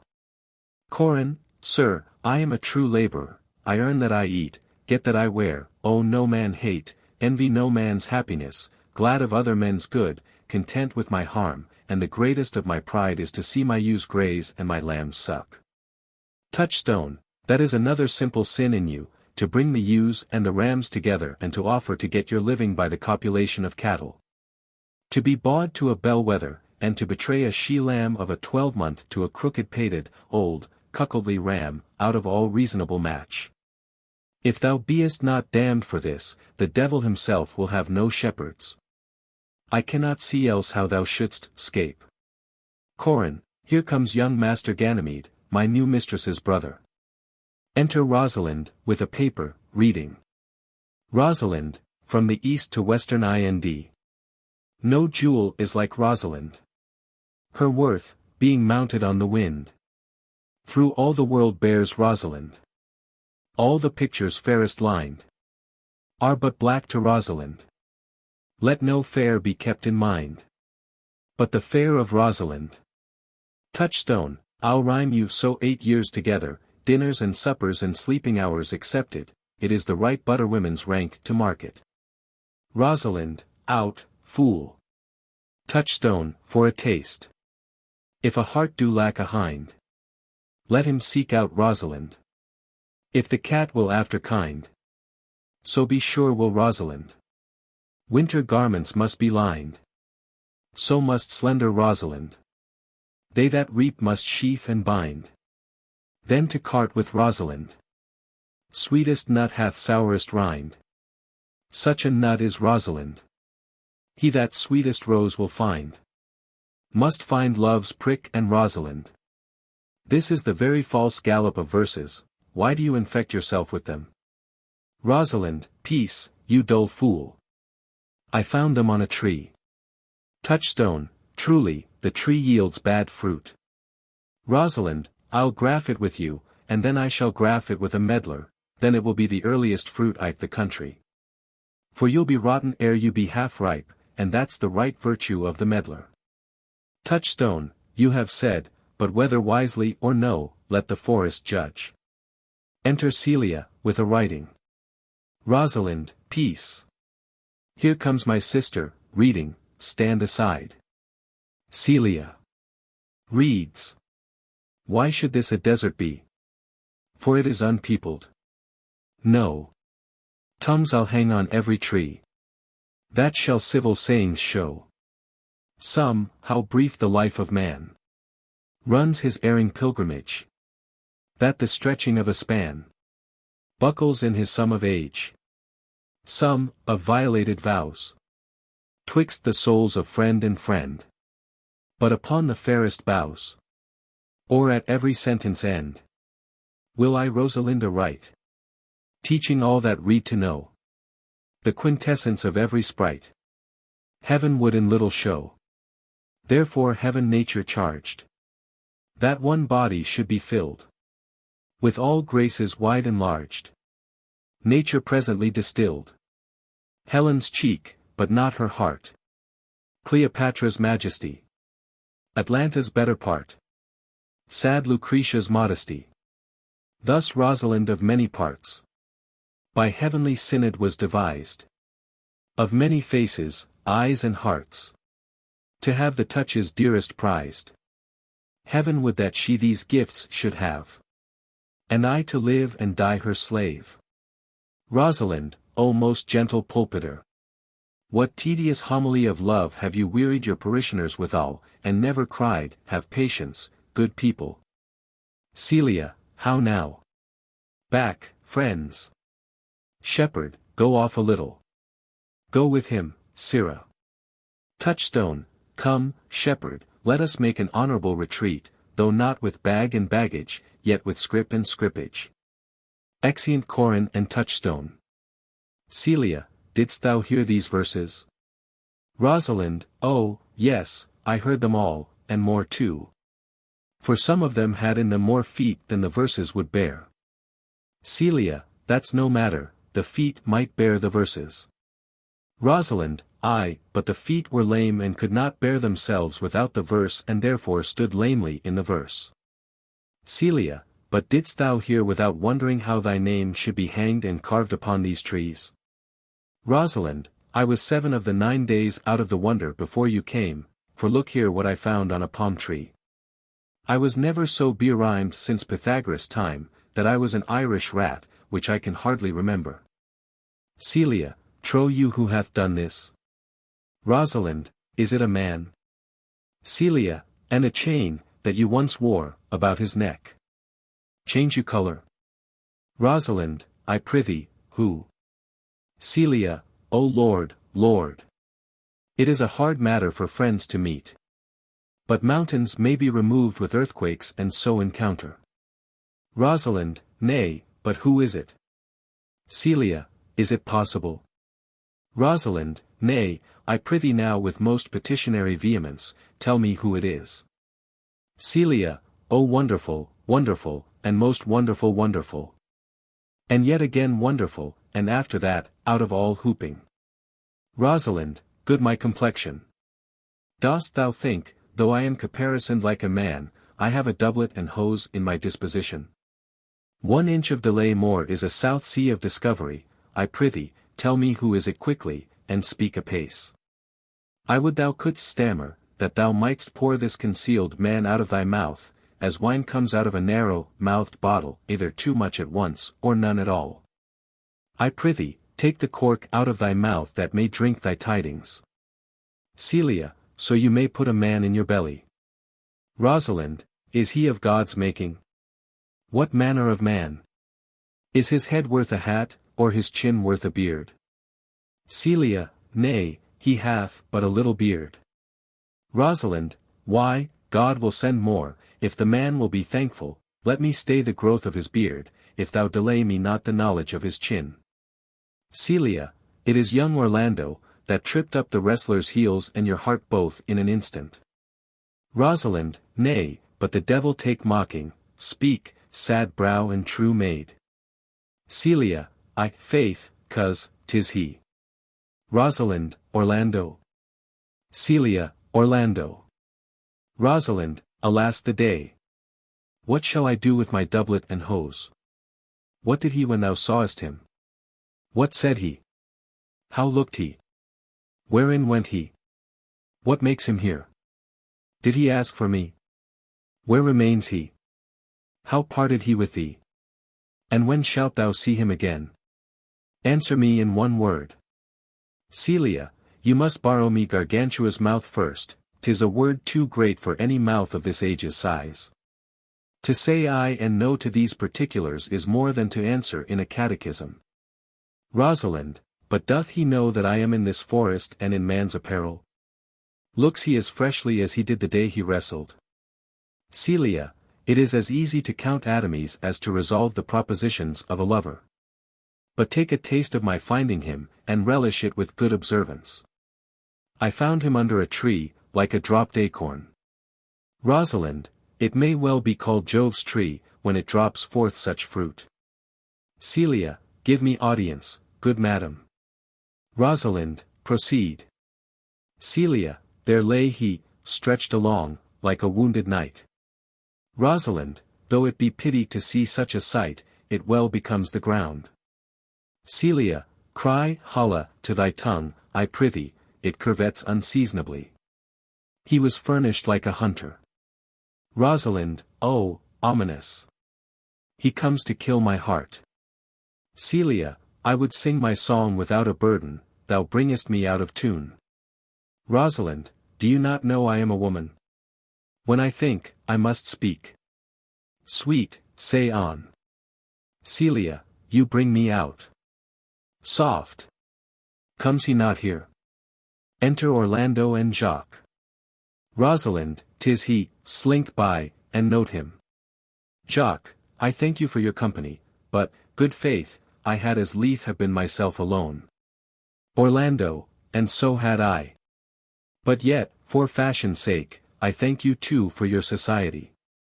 Jacques, God be why, you, let's meet as little as we can. Orlando, I do desire we may be better strangers. Jacques, I pray you, mar no more trees with writing love songs in their barks. Orlando, I pray you, mar no more of my verses with reading them ill-favoredly. Jacques, Rosalind is your love's name? Orlando, yes, just. Jacques, I do not like her name. Orlando, there was no thought of pleasing you when she was christened. Jacques, what stature is she of? Orlando, just as high as my heart. Jacques, you are full of pretty answers. Have you not been acquainted with goldsmiths' wives, and conned them out of rings? Orlando, not so. But I answer you right painted cloth, from whence you have studied your questions. Jacques, you have a nimble wit, I think 'twas made of Atlanta's heels. Will you sit down with me? And we two will rail against our mistress the world and all our misery. Orlando, I will chide no breather in the world but myself, against whom I know most faults. Jacques, the worst fault you have is to be in love. Orlando, 'tis a fault I will not change for your best virtue. I am weary of you. Jacques, by my troth, I was seeking for a fool when I found you. Orlando, he is drowned in the brook, look but in, and you shall see him. Jacques, there I shall see mine own figure. Orlando, which I take to be either a fool or a cipher. Jacques, I'll tarry no longer with you, farewell, good senior love. Orlando, I am glad of your departure, adieu, good Monsieur Melancholy. Exit Jacques. Rosalind, aside to Celia, I will speak to him, like a saucy lackey and under that habit play the knave with him. Do you hear, Forester? Orlando, very well, what would you? Rosalind, I pray you, what is the clock? Orlando, you should ask me what time day, there's no clock in the forest. Rosalind, then there is no true lover in the forest, else sighing every minute and groaning every hour would detect the lazy foot of time as well as a clock. Orlando, and why not the swift foot of time? Had not that been as proper? Rosalind, by no means, sir, time travels in divers paces with diverse persons. I'll tell you who time ambles withal, who time trots withal, who time gallops withal and who he stands still withal. Orlando, I prithee, who doth he trot withal? Rosalind, marry, he trots hard with a young maid between the contract of her marriage and the day it is solemnized, if the interim be but a se'nnight, time's pace is so hard that it seems the length of 7 years. Orlando, who ambles time withal?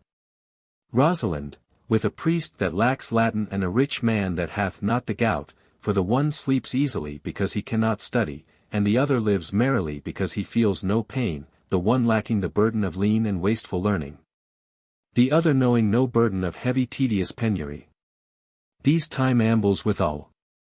Orlando, who doth he gallop withal?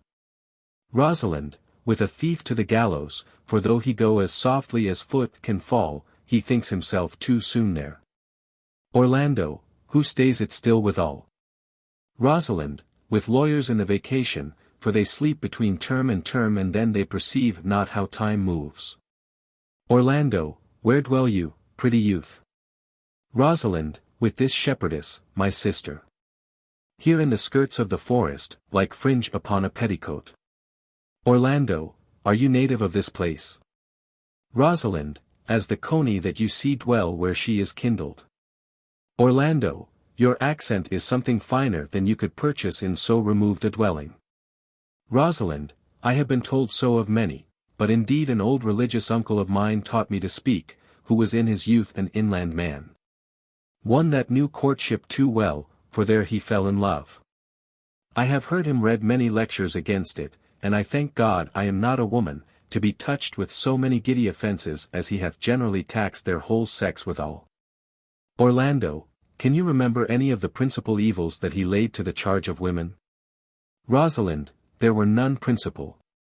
They were all like one another as halfpence bar, every one fault seeming monstrous till his fellow fault came to match it. Orlando, I prithee, recount some of them. Rosalind, no, I will not cast away my physic but on those that are sick. There is a man haunts the forest, that abuses our young plants with carving, Rosalind, on their barks. Hangs odes upon hawthorns and elegies on brambles, all, forsooth, deifying the name of Rosalind. If I could meet that fancymonger I would give him some good counsel, for he seems to have the quotidian of love upon him. Orlando, I am he that is so love-shaked, I pray you tell me your remedy. Rosalind, there is none of my uncle's marks upon you, he taught me how to know a man in love, in which cage of rushes I am sure you are not prisoner. Orlando, what were his marks? Rosalind, a lean cheek, which you have not, a blue eye and sunken, which you have not, an unquestionable spirit, which you have not, a beard neglected, which you have not. But I pardon you for that, for simply your having in beard is a younger brother's revenue, then your hose should be ungartered, your bonnet unbanded, your sleeve unbuttoned, your shoe untied, and everything about you demonstrating a careless desolation. But you are no such man, you are rather point device in your accoutrements, as loving yourself than seeming the lover of any other. Orlando, fair youth, I would I could make thee believe I love. Rosalind, me believe it. You may as soon make her that you love believe it, which, I warrant, she is apter to do than to confess she does. That is one of the points in the which women still give the lie to their consciences. But, in good sooth, are you he that hangs the verses on the trees, wherein Rosalind is so admired? Orlando, I swear to thee, youth, by the white hand of Rosalind, I am that he, that unfortunate he. Rosalind, but are you so much in love as your rhymes speak? Orlando, neither rhyme nor reason can express how much.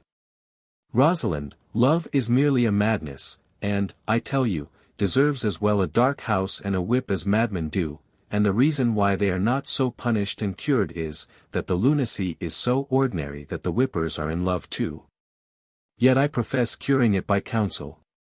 Orlando, did you ever cure any so? Rosalind, yes, one, and in this manner. He was to imagine me his love, his mistress. And I set him every day to woo me, at which time would I, being but a moonish youth, grieve, be effeminate, changeable, longing and liking, proud, fantastical, apish, shallow, inconstant, full of tears, full of smiles. For every passion something and for no passion truly anything, as boys and women are for the most part cattle of this color. Would now like him, now loathe him, then entertain him, then forswear him, now weep for him, then spit at him, that I drave my suitor from his mad humour of love to a living humour of madness. Which was, to forswear the full stream of the world, and to live in a nook merely monastic. And thus I cured him, and this way will I take upon me to wash your liver as clean as a sound sheep's heart, that there shall not be one spot of love in't. Orlando, I would not be cured, youth. Rosalind, I would cure you, if you would but call me Rosalind and come every day to my cote and woo me. Orlando, now, by the faith of my love, I will, tell me where it is. Rosalind, go with me to it and I'll show it you, and by the way you shall tell me where in the forest you live. Will you go? Orlando, with all my heart, good youth. Rosalind, nay, you must call me Rosalind. Come, sister, will you go? Exeunt. Scene 3. The Forest. Enter Touchstone and Audrey, Jacques behind. Touchstone, come apace, good Audrey, I will fetch up your goats, Audrey. And how, Audrey? Am I the man yet? Doth my simple feature content you? Audrey, your features. Lord warrant us. What features? Touchstone, I am here with thee and thy goats, as the most capricious poet, honest Ovid, was among the Goths. Jacques, aside, O knowledge ill inhabited, worse than Jove in a thatched house. Touchstone, when a man's verses cannot be understood, nor a man's good wit seconded with the forward child understanding, it strikes a man more dead than a great reckoning in a little room. Truly, I would the gods had made thee poetical. Audrey, I do not know what poetical is it honest in deed and word? Is it a true thing? Touchstone, no, truly, for the truest poetry is the most feigning. And lovers are given to poetry, and what they swear in poetry may be said as lovers they do feign. Audrey, do you wish then that the gods had made me poetical? Touchstone, I do, truly. For thou swearest to me thou art honest, now, if thou wert a poet, I might have some hope thou didst feign. Audrey, would you not have me honest? Touchstone, no, truly, unless thou wert hard-favoured. For honesty coupled to beauty is to have honey as sauce to sugar. Jacques, aside, a material fool. Audrey, well, I am not fair, and therefore I pray the gods make me honest. Touchstone, truly, and to cast away honesty upon a foul slut were to put good meat into an unclean dish. Audrey, I am not a slut, though I thank the gods I am foul. Touchstone, well, praised be the gods for thy foulness. Sluttishness may come hereafter. But be it as it may be, I will marry thee, and to that end I have been with Sir Oliver Martext, the vicar of the next village, who hath promised to meet me in this place of the forest and to couple us. Jacques, aside, I would fain see this meeting. Audrey, well, the gods give us joy. Touchstone, amen. A man may, if he were of a fearful heart, stagger in this attempt, for here we have no temple but the wood, no assembly but horn beasts. But what though? Courage. As horns are odious, they are necessary. It is said, many a man knows no end of his goods, right, many a man has good horns, and knows no end of them. Well, that is the dowry of his wife, 'tis none of his own getting. Horns. Even so. Poor men alone. No, no, the noblest deer hath them as huge as the rascal. Is the single man therefore blessed? No, as a walled town is more worthier than a village, so is the forehead of a married man more honorable than the bare brow of a bachelor, and by how much defence is better than no skill, by so much is a horn more precious than to want. Here comes Sir Oliver. Enter Sir Oliver Martext. Sir Oliver Martext, you are well met, will you dispatch us here under this tree, or shall we go with you to your chapel? Sir Oliver Martext, is there none here to give the woman? Touchstone, I will not take her on gift of any man. Sir Oliver Martext, truly, she must be given, or the marriage is not lawful. Jacques, advancing, proceed, I'll give her. Touchstone, good even, good master what ye call't, how do you, sir? You are very well met, God iled you for your last company, I am very glad to see you, even a toy in hand here, sir, nay, pray be covered. Jacques, will you be married, Motley? Touchstone, as the ox hath his bow, sir, the horse his curb and the falcon her bells, so man hath his desires, and as pigeon's bill, so wedlock would be nibbling. Jacques, and will you, being a man of your breeding, be married under a bush like a beggar? Get you to church, and have a good priest that can tell you what marriage is, this fellow will but join you together as they join wainscot. Then one of you will prove a shrunk panel and, like green timber, warp. Touchstone, aside, I am not in the mind but I were better to be married of him than of another, for he is not like to marry me well. And not being well married, it will be a good excuse for me hereafter to leave my wife. Jacques, go thou with me, and let me counsel thee. Touchstone, come, sweet Audrey. We must be married, or we must live in bawdry. Farewell, good Master Oliver, not. O sweet Oliver. O brave Oliver. Leave me not behind thee. But. Wind away. Begone, I say. I will not to wedding with thee. Exeunt Jacques, Touchstone and Audrey. Sir Oliver Martext, 'tis no matter, ne'er a fantastical knave of them all shall flout me out of my calling. Exit. Scene 4. The Forest. Enter Rosalind and Celia. Rosalind, never talk to me, I will weep. Celia, do, I prithee, but yet have the grace to consider that tears do not become a man. Rosalind, but have I not cause to weep? Celia, as good cause as one would desire, therefore weep. Rosalind, his very hair is of the dissembling color. Celia, something browner than Judas's Mary, his kisses are Judas's own children. Rosalind, faith, his hair is of a good color. Celia, an excellent color, your chestnut was ever the only color. Rosalind, and his kissing is as full of sanctity as the touch of holy bread. Celia, he hath bought a pair of cast lips of Diana, a nun of winter's sisterhood kisses not more religiously, the very ice of chastity is in them. Rosalind, but why did he swear he would come this morning, and comes not? Celia, nay, certainly, there is no truth in him. Rosalind, do you think so? Celia, yes, I think he is not a pick-purse nor a horse-stealer, but for his verity in love, I do think him as concave as a covered goblet or a worm-eaten nut. Rosalind, not true in love. Celia, yes, when he is in, but I think he is not in. Rosalind, you have heard him swear downright he was.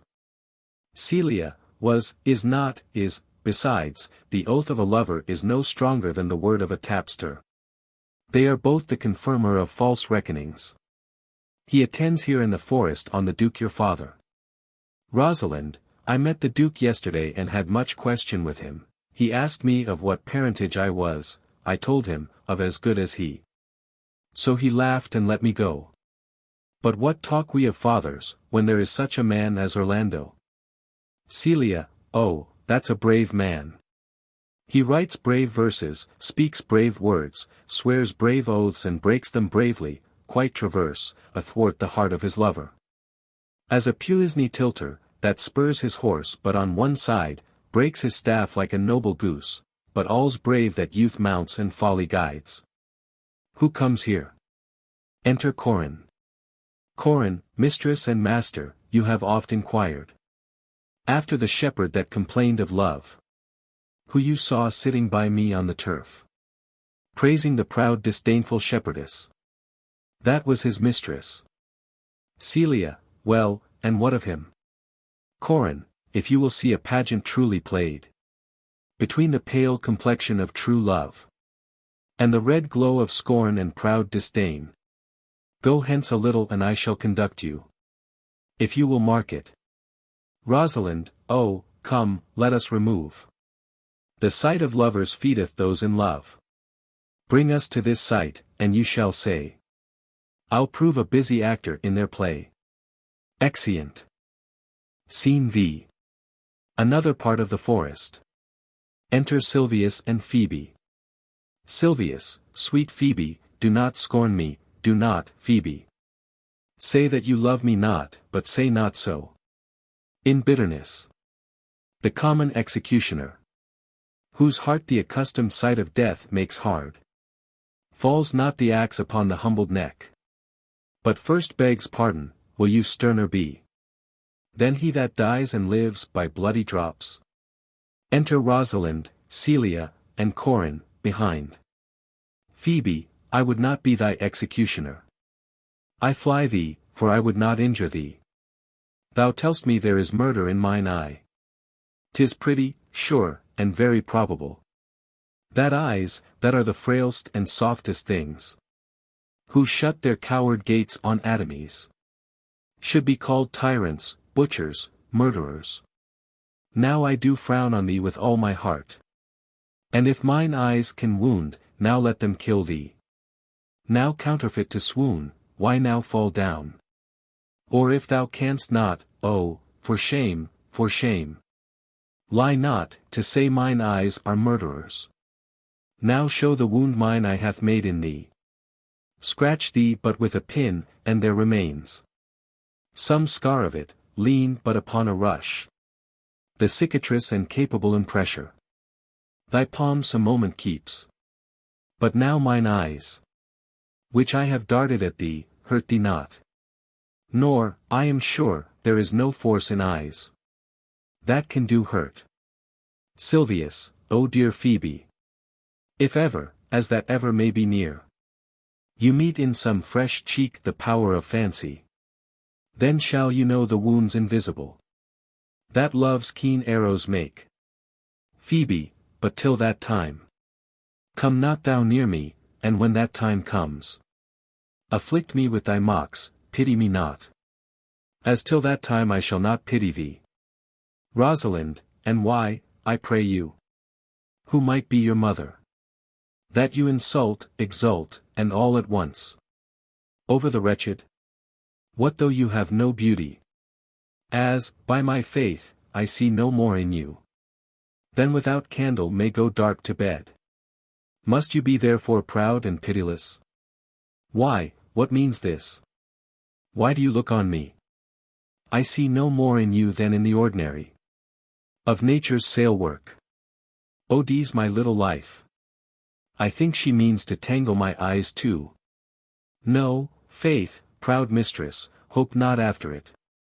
'Tis not your inky brows, your black silk hair, your bugle eyeballs, nor your cheek of cream, that can entame my spirits to your worship. You foolish shepherd, wherefore do you follow her? Like foggy south puffing with wind and rain. You are 1,000 times a proper man than she a woman. 'Tis such fools as you that makes the world full of ill-favored children. 'Tis not her glass, but you, that flatters her. And out of you she sees herself more proper than any of her lineaments can show her. But, mistress, know yourself, down on your knees, and thank heaven, fasting, for a good man's love. For I must tell you friendly in your ear. Sell when you can, you are not for all markets.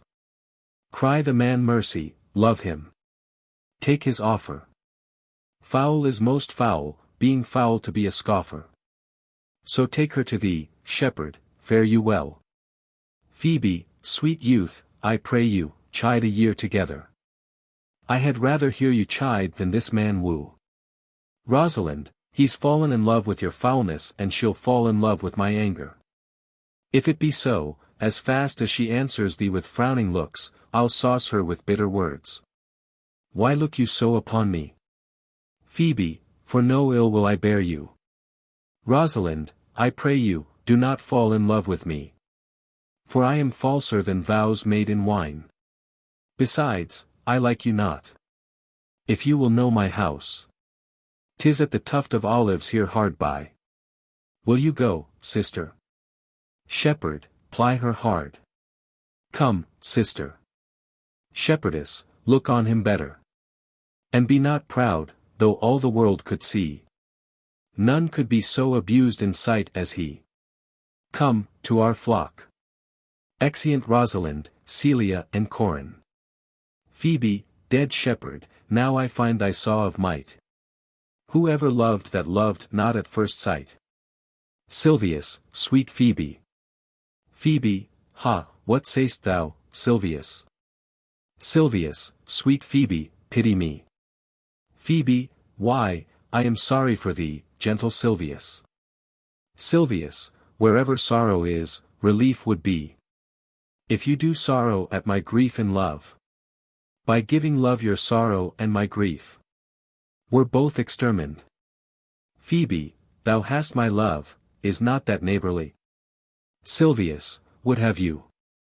Phoebe, why, that were covetousness. Silvius, the time was that I hated thee. And yet it is not that I bear thee love. But since that thou canst talk of love so well, thy company, which erst was irksome to me, I will endure, and I'll employ thee too. But do not look for further recompense than thine own gladness that thou art employed. Silvius, so holy and so perfect is my love, and I in such a poverty of grace, that I shall think it a most plenteous crop to glean the broken ears after the man that the main harvest reaps, loose now and then a scattered smile, and that I'll live upon. Phoebe, know'st now the youth that spoke to me erewhile? Silvius, not very well, but I have met him oft. And he hath bought the cottage and the bounds that the old Carlot once was master of. Phoebe, think not I love him, though I ask for him. 'Tis but a peevish boy, yet he talks well. But what care I for words? Yet words do well, when he that speaks them pleases those that hear. It is a pretty youth, not very pretty. But, sure, he's proud, and yet his pride becomes him. He'll make a proper man, the best thing in him is his complexion, and faster than his tongue. Did make offense his I did heal it up. He is not very tall. Yet for his years he's tall. His leg is but so, and yet 'tis well. There was a pretty redness in his lip, a little riper and more lusty red than that mixed in his cheek. 'Twas just the difference between the constant red and mingled damask. There be some women, Silvius, had they marked him in parcels as I did, would have gone near to fall in love with him, but, for my part, I love him not nor hate him not. And yet I have more cause to hate him than to love him. For what had he to do to chide at me? He said mine eyes were black and my hair black. And, now I am remembered, scorned at me. I marvel why I answered not again. But that's all one. Omittance is no quittance. I'll write to him a very taunting letter. And thou shalt bear it, wilt thou, Silvius? Silvius, Phoebe, with all my heart. Phoebe, I'll write it straight. The matter's in my head and in my heart. I will be bitter with him and passing short. Go with me, Silvius. Exeunt. Act 4. Scene I. The forest. Enter Rosalind, Celia, and Jacques. Jacques, I prithee, pretty youth, let me be better acquainted with thee. Rosalind, they say you are a melancholy fellow. Jacques, I am so, I do love it better than laughing. Rosalind, those that are in extremity of either are abominable fellows and betray themselves to every modern censure worse than drunkards. Jacques, why, 'tis good to be sad and say nothing. Rosalind, why then, 'tis good to be a post. Jacques, I have neither the scholar's melancholy, which is emulation, nor the musician's, which is fantastical, nor the courtier's, which is proud, nor the soldier's, which is ambitious, nor the lawyer's, which is politic, nor the lady's, which is nice, nor the lover's, which is all these, but it is a melancholy of mine own, compounded of many simples, extracted from many objects, and indeed the sundry's contemplation of my travels, in which my often rumination wraps me in a most humorous sadness. Rosalind, a traveller. By my faith, you have great reason to be sad. I fear you have sold your own lands to see other men's. Then, to have seen much and to have nothing, is to have rich eyes and poor hands. Jacques, yes, I have gained my experience. Rosalind, and your experience makes you sad. I had rather have a fool to make me merry than experience to make me sad, and to travel for it too. Enter Orlando. Orlando, good day and happiness, dear Rosalind. Jacques, nay, then, God be why, you, and you talk in blank verse. Exit. Rosalind, farewell, Monsieur Traveller, look you lisp and wear strange suits, disable all the benefits of your own country, be out of love with your nativity and almost chide God for making you that countenance you are. Or I will scarce think you have swam in a gondola. Why, how now, Orlando? Where have you been all this while? You a lover. And you serve me such another trick, never come in my sight more. Orlando, my fair Rosalind, I come within an hour of my promise. Rosalind, break an hour's promise in love. He that will divide a minute into 1,000 parts and break but a part of the 1,000th part of a minute in the affairs of love, it may be said of him that Cupid hath clapped him o' the shoulder, but I'll warrant him heart-whole. Orlando, pardon me, dear Rosalind. Rosalind, nay, and you be so tardy, come no more in my sight, I had as lief be wooed of a snail. Orlando, of a snail. Rosalind, I, of a snail, for though he comes slowly, he carries his house on his head. A better jointure, I think, than you make a woman, besides he brings his destiny with him. Orlando, what's that? Rosalind, why, horns, which such as you are fain to be beholding to your wives for, but he comes armed in his fortune and prevents the slander of his wife. Orlando, virtue is no hornmaker, and my Rosalind is virtuous. Rosalind, and I am your Rosalind. Celia, it pleases him to call you so, but he hath a Rosalind of a better leer than you. Rosalind, come, woo me, for now I am in a holiday humor and like enough to consent. What would you say to me now, and I were your very very Rosalind? Orlando, I would kiss before I spoke. Rosalind, nay, you were better speak first, and when you were gravelled for lack of matter, you might take occasion to kiss. Very good orators, when they are out, they will spit, and for lovers lacking, God warn us. Matter, the cleanliest shift is to kiss. Orlando, how if the kiss be denied? Rosalind, then she puts you to entreaty, and there begins new matter.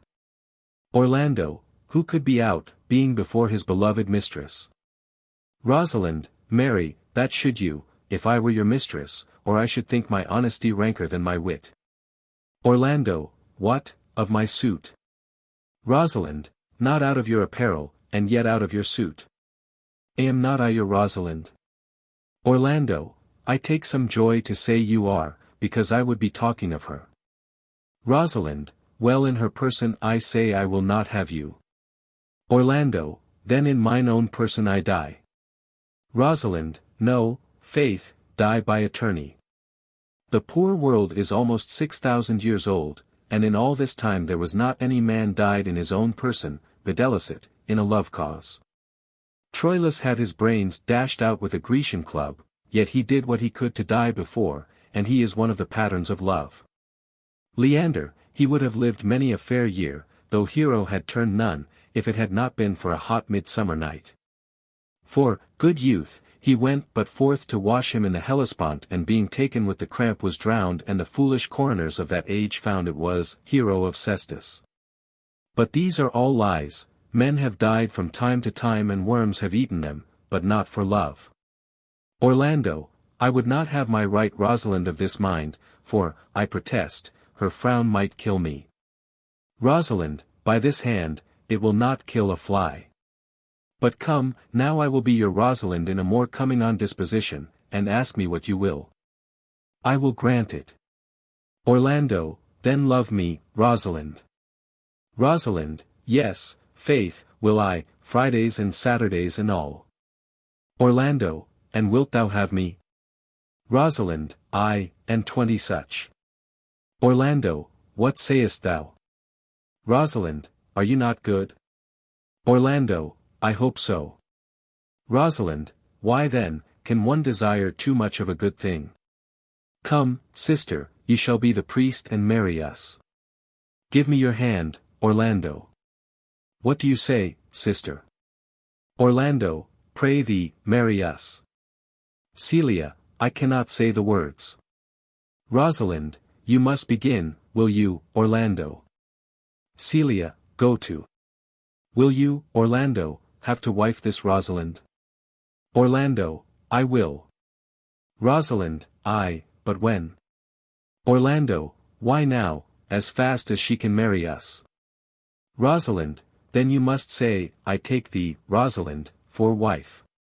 Orlando, I take thee, Rosalind, for wife. Rosalind, I might ask you for your commission. But I do take thee, Orlando, for my husband. There's a girl goes before the priest, and certainly a woman's thought runs before her actions. Orlando, so do all thoughts, they are winged. Rosalind, now tell me how long you would have her after you have possessed her. Orlando, for ever and a day. Rosalind, say, a day, without that ever. No, no, Orlando. Men are April when they woo, December when they wed, maids are May when they are maids, but the sky changes when they are wives. I will be more jealous of thee than a Barbary cock-pigeon over his hen, more clamorous than a parrot against rain, more new-fangled than an ape, more giddy in my desires than a monkey. I will weep for nothing, like Diana in the fountain. And I will do that when you are disposed to be merry. I will laugh like a hyena, and that when thou art inclined to sleep. Orlando, but will my Rosalind do so? Rosalind, by my life, she will do as I do. Orlando, oh, but she is wise. Rosalind, or else she could not have the wit to do this, the wiser, the waywarder, make the doors upon a woman's wit and it will out at the casement, shut that and 'twill out at the keyhole, stop that, 'twill fly with the smoke out at the chimney. Orlando, a man that had a wife with such a wit, he might say, wit, whither wilt? Rosalind, nay, you might keep that check for it till you met your wife's wit going to your neighbor's bed. Orlando, and what wit could wit have to excuse that? Rosalind, marry, to say she came to seek you there. You shall never take her without her answer, unless you take her without her tongue. Oh, that woman that cannot make her fault her husband's occasion, let her never nurse her child herself, for she will breed it like a fool. Orlando, for these 2 hours, Rosalind, I will leave thee. Rosalind, alas! Dear love, I cannot lack thee 2 hours. Orlando, I must attend the Duke at dinner, by 2 o'clock I will be with thee again. Rosalind, go your ways, go your ways. I knew what you would prove, my friends told me as much, and I thought no less, that flattering tongue of yours won me, 'tis but one cast away, and so, come, death. 2 o'clock is your hour. Orlando, sweet Rosalind. Rosalind, by my troth, and in good earnest, and so God mend me, and by all pretty oaths that are not dangerous, if you break one jot of your promise or come 1 minute behind your hour, I will think you the most pathetical break promise and the most hollow lover and the most unworthy of her you call Rosalind that may be chosen out of the gross band of the unfaithful, therefore beware my censure and keep your promise. Orlando, with no less religion than if thou wert indeed my Rosalind, so adieu. Rosalind, well, time is the old justice that examines all such offenders, and let time try, adieu. Exit Orlando. Celia, you have simply misused our sex in your love-prate, we must have your doublet and hose plucked over your head, and show the world what the bird hath done to her own nest. Rosalind, oh coz, my pretty little coz, that thou didst know how many fathom deep I am in love. But it cannot be sounded, my affection hath an unknown bottom, like the Bay of Portugal. Celia, or rather, bottomless, that as fast as you pour affection in, it runs out.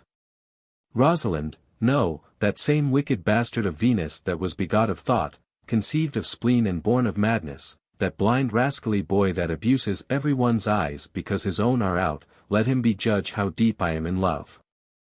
I'll tell thee, Aliena, I cannot be out of the sight of Orlando, I'll go find a shadow and sigh till he come. Celia, and I'll sleep. Exeunt. Scene 2.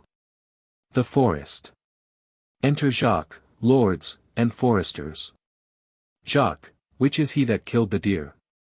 A lord, sir, it was I. Jacques, let's present him to the Duke, like a Roman conqueror. And it would do well to set the deer's horns upon his head, for a branch of victory. Have you no song, forester, for this purpose? Forester, yes, sir. Jacques, sing it, 'tis no matter how it be in tune, so it make noise enough. Song. Forester, what shall he have that killed the deer? His leather skin and horns to wear. Then sing him home, the rest shall bear this burden. Take thou no scorn to wear the horn.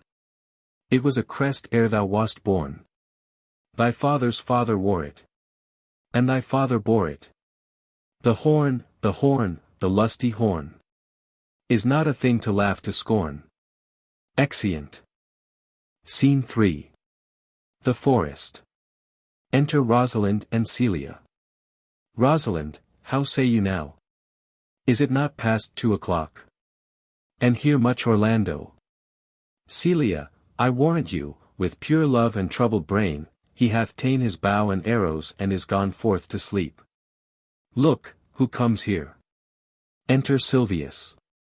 Silvius, my errand is to you, fair youth. My gentle Phoebe bid me give you this. I know not the contents. But, as I guess, by the stern brow and waspish action, which she did use as she was writing of it, it bears an angry tenor, pardon me. I am but as a guiltless messenger. Rosalind, Patience herself would startle at this letter, and play the swaggerer. Bear this, bear all. She says I am not fair, that I lack manners. She calls me proud, and that she could not love me. Were man as rare as phoenix. O de's my will. Her love is not the hare that I do hunt. Why writes she so to me? Well, shepherd, well. This is a letter of your own device. Silvius, no, I protest, I know not the contents. Phoebe did write it. Rosalind, come, come, you are a fool. And turned into the extremity of love. I saw her hand, she has a leathern hand. A freestone-colored hand, I verily did think. That her old gloves were on, but 'twas her hands. She has a huswife's hand, but that's no matter. I say she never did invent this letter. This is a man's invention and his hand. Silvius, sure, it is hers. Rosalind, why, 'tis a boisterous and a cruel style. A style for challengers. Why, she defies me. Like Turk to Christian, women's gentle brain could not drop forth such giant rude invention. Such Ethiop words, blacker in their effect than in their countenance. Will you hear the letter? Silvius, so please you, for I never heard it yet. Yet heard too much of Phoebe's cruelty. Rosalind, she Phoebes me, mark how the tyrant writes. Reads. Art thou God to shepherd turned? That a maiden's heart hath burned? Can a woman rail thus?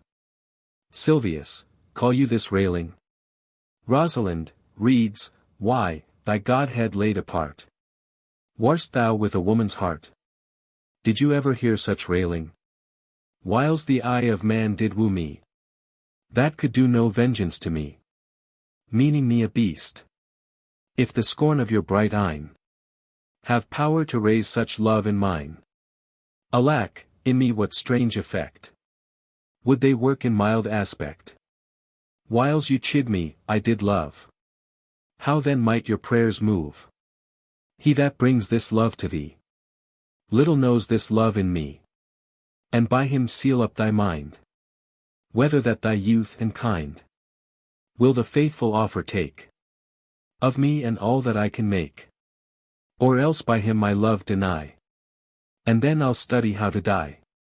Silvius, call you this chiding? Celia, alas, poor shepherd. Rosalind, do you pity him? No, he deserves no pity. Wilt thou love such a woman? What, to make thee an instrument and play false strains upon thee? Not to be endured. Well, go your way to her, for I see love hath made thee a tame snake, and say this to her, that if she love me, I charge her to love thee, if she will not, I will never have her unless thou entreat for her. If you be a true lover, hence, and not a word, for here comes more company. Exit Silvius. Enter Oliver. Oliver, good morrow, fair ones, pray you, if you know wherein the produce of this forest stands. A sheepcote fenced about with olive trees. Celia, west of this place, down in the neighbor bottom. The rank of osiers by the murmuring stream. Left on your right hand brings you to the place. But at this hour the house doth keep itself. There's none within. Oliver, if that an eye may profit by a tongue, then should I know you by description. Such garments and such years, the boy is fair. Of female favor, and bestows himself. Like a ripe sister, the woman low. And browner than her brother. Are not you the owner of the house I did inquire for? Celia, it is no boast, being asked, to say we are. Oliver, Orlando doth commend him to you both. And to that youth he calls his Rosalind. He sends this bloody napkin. Are you he? Rosalind, I am, what must we understand by this? Oliver, some of my shame, if you will know of me. What man I am, and how, and why, and where. This handkercher was stained. Celia, I pray you, tell it. Oliver, when last the young Orlando parted from you. He left a promise to return again. Within an hour, and pacing through the forest. Chewing the food of sweet and bitter fancy. Lo, what befell? He threw his eye aside. And mark what object did present itself. Under an oak, whose boughs were mossed with age. And high top bald with dry antiquity. A wretched ragged man, o'ergrown with hair. Lay sleeping on his back, about his neck. A green and gilded snake had wreathed itself. Who with her head nimble in threats approached the opening of his mouth. But suddenly, seeing Orlando, it unlinked itself. And with indented glides did slip away. Into a bush, under which bushes shade. A lioness, with udders all drawn dry, lay couching, head on ground, with cat-like watch, when that the sleeping man should stir. For 'tis the royal disposition of that beast to prey on nothing that doth seem as dead. This seen, Orlando did approach the man, and found it was his brother, his elder brother. Celia, oh, I have heard him speak of that same brother.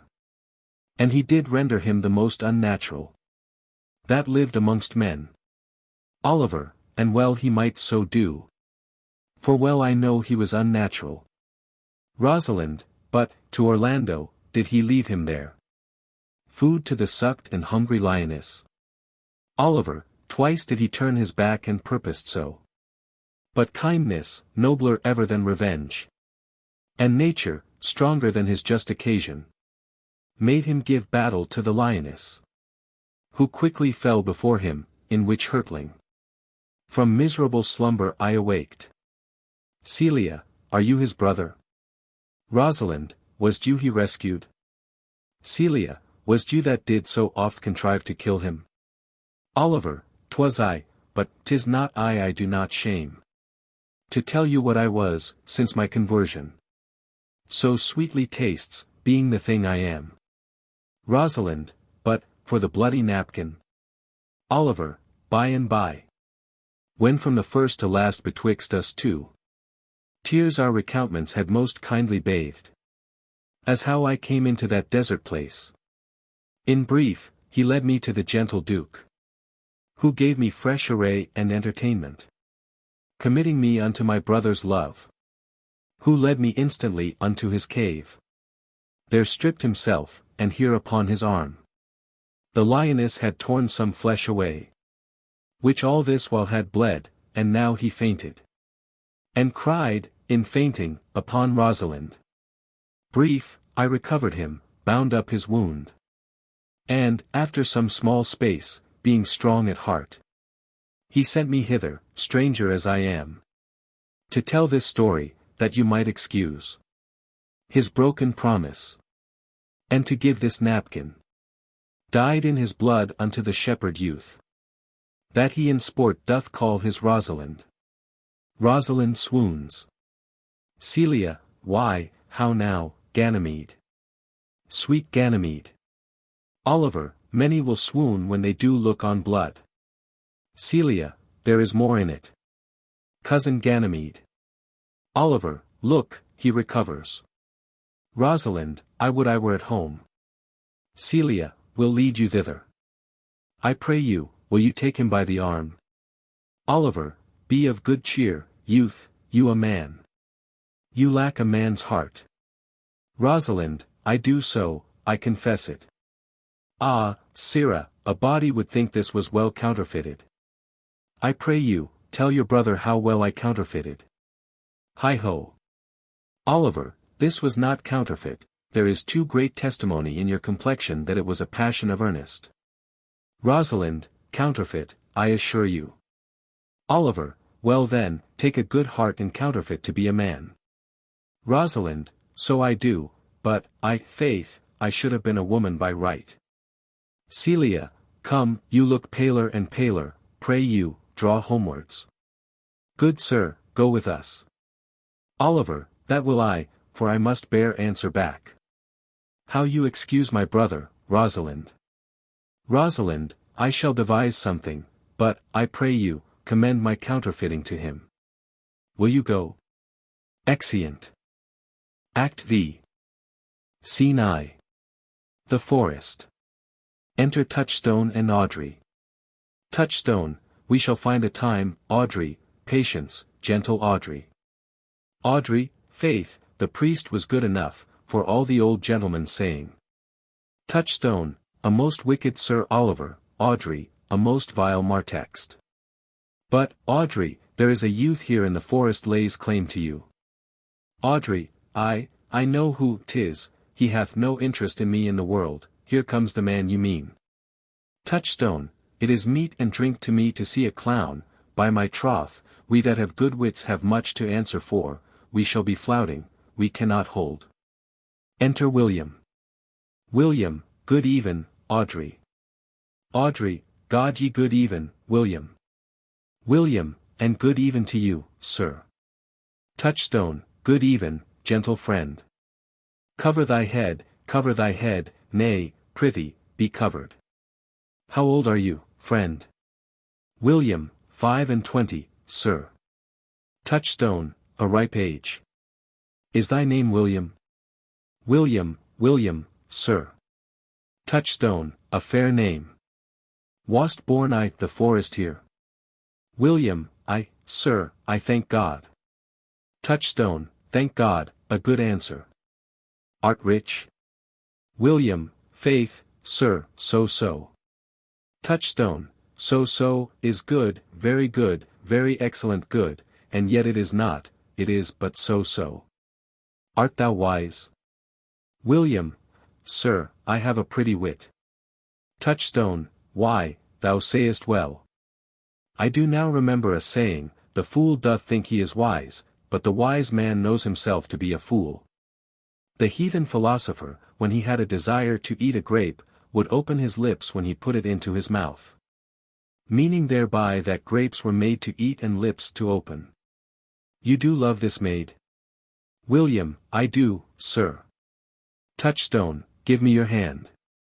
Art thou learned? William, no, sir. Touchstone, then learn this of me, to have, is to have.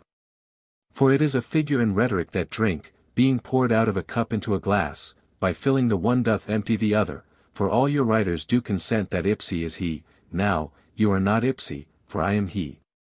William, which he, sir?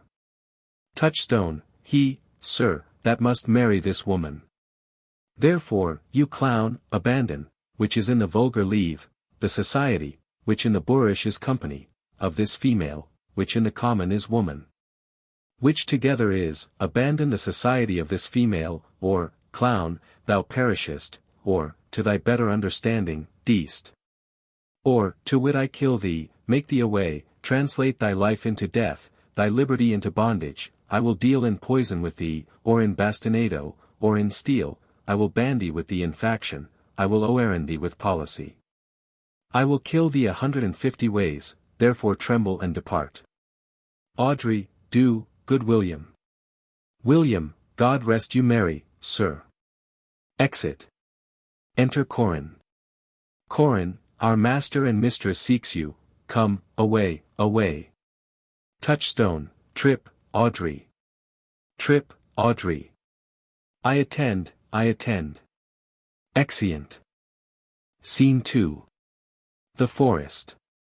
Enter Orlando and Oliver. Orlando, is't possible that on so little acquaintance you should like her? That but seeing you should love her? And loving woo?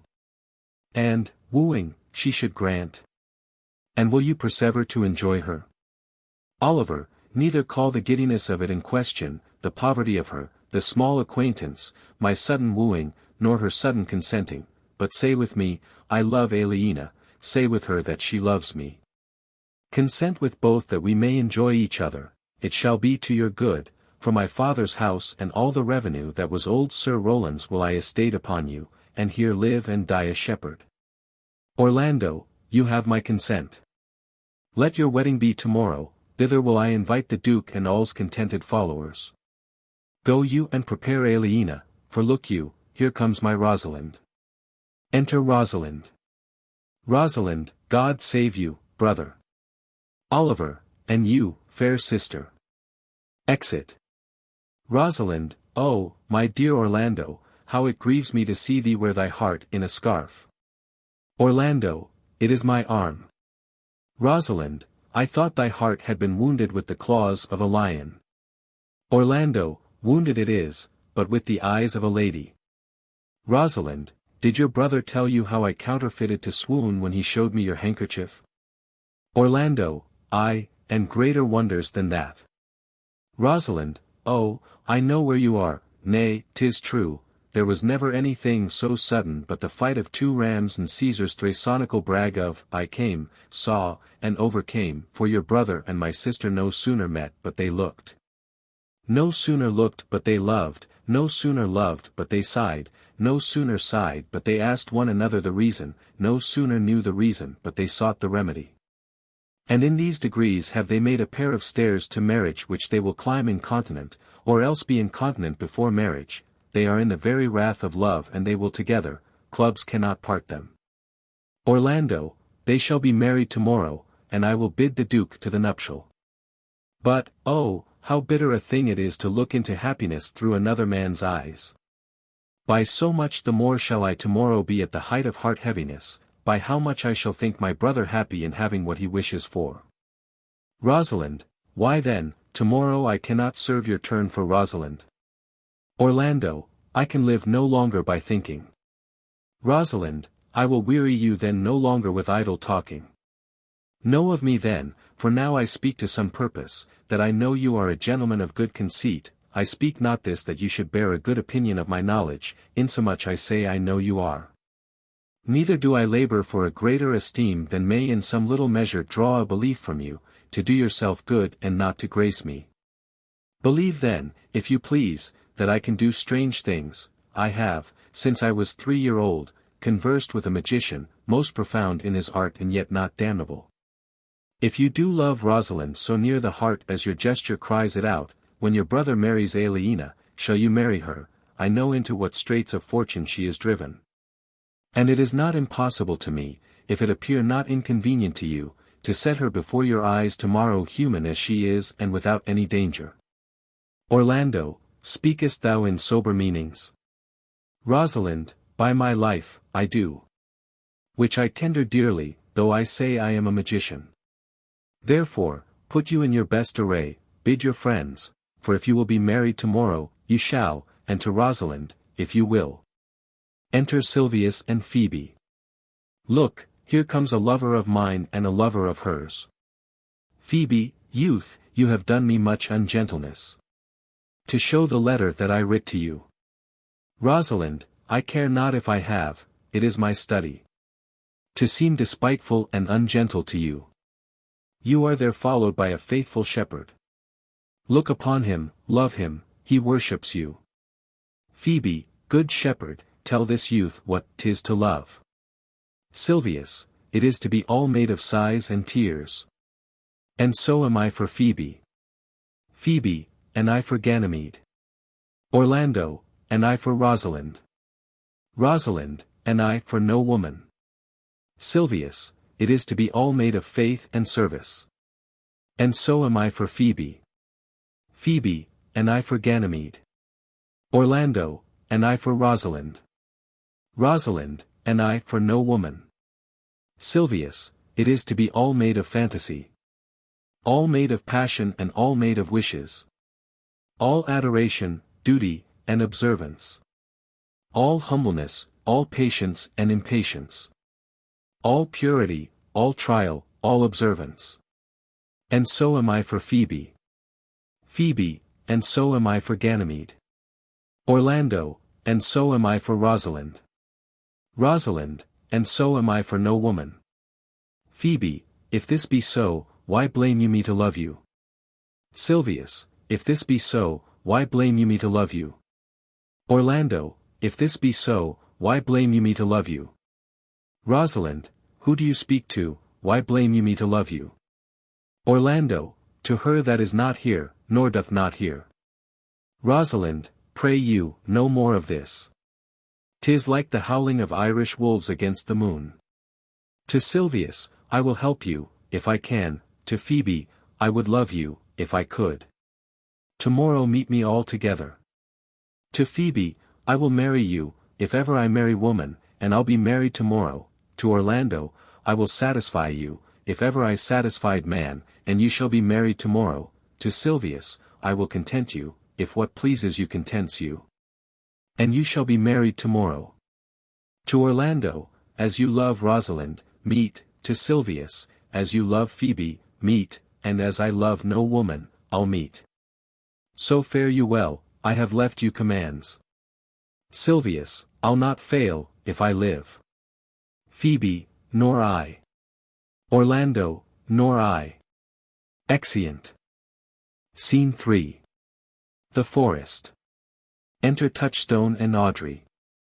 Touchstone, tomorrow is the joyful day, Audrey, tomorrow will we be married.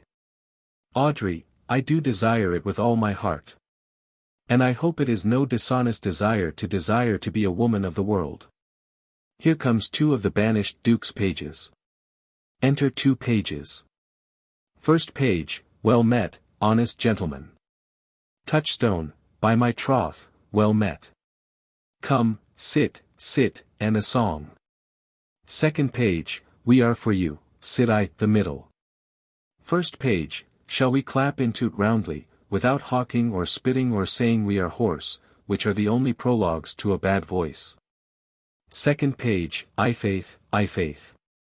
And both in a tune, like 2 gypsies on a horse. Song. It was a lover and his lass. With a hey, and a ho, and a hey nanino. That o'er the green cornfield did pass. In the spring time, the only pretty ring time. When birds do sing, hey ding-a-ding, ding. Sweet lovers love the spring. Between the acres of the rye. With a hey, and a ho, and a hey nanino. These pretty country folks would lie. In the spring time, the only pretty ring time. When birds do sing, hey ding-a-ding, ding. Sweet lovers love the spring. This carol they began that hour. With a hey, and a ho, and a hey nanino. How that a life was but a flower. In the spring time, the only pretty ring time. When birds do sing, hey ding-a-ding, ding. Sweet lovers love the spring. And therefore take the present time. With a hey, and a ho, and a hey nanino. For love is crowned with the prime. In the spring time, the only pretty ring time. When birds do sing, hey ding-a-ding, ding. Sweet lovers love the spring. Touchstone, truly, young gentleman, though there was no great matter in the ditty, yet the note was very untunable. First page, you are deceived, sir, we kept time, we lost not our time. Touchstone, by my troth, yes. I count it but time lost to hear such a foolish song. God be why you, and God mend your voices. Come, Audrey. Exeunt. Scene 4. The Forest. Enter Duke Senior, Amiens, Jacques, Orlando, Oliver, and Celia. Duke Senior, dost thou believe, Orlando, that the boy can do all this that he hath promised? Orlando, I sometimes do believe, and sometimes do not. As those that fear they hope, and know they fear. Enter Rosalind, Silvius, and Phoebe. Rosalind, patience once more, whiles our compact is urged. You say, if I bring in your Rosalind, you will bestow her on Orlando here. Duke Senior, that would I, had I kingdoms to give with her. Rosalind, and you say, you will have her, when I bring her. Orlando, that would I, were I of all kingdoms king. Rosalind, you say, you'll marry me, if I be willing. Phoebe, that will I, should I die the hour after. Rosalind, but if you do refuse to marry me, you'll give yourself to this most faithful shepherd. Phoebe, so is the bargain. Rosalind, you say, that you'll have Phoebe, if she will. Silvius, though to have her and death were both one thing. Rosalind, I have promised to make all this matter even. Keep you your word, O Duke, to give your daughter. You yours, Orlando, to receive his daughter. Keep your word, Phoebe, that you'll marry me. Or else refusing me, to wed this shepherd.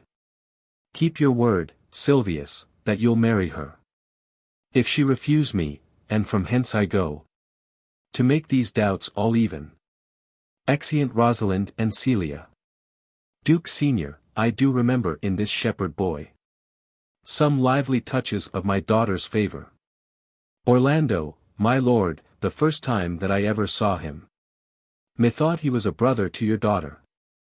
But, my good lord, this boy is forest born, and hath been tutored in the rudiments of many desperate studies by his uncle, whom he reports to be a great magician.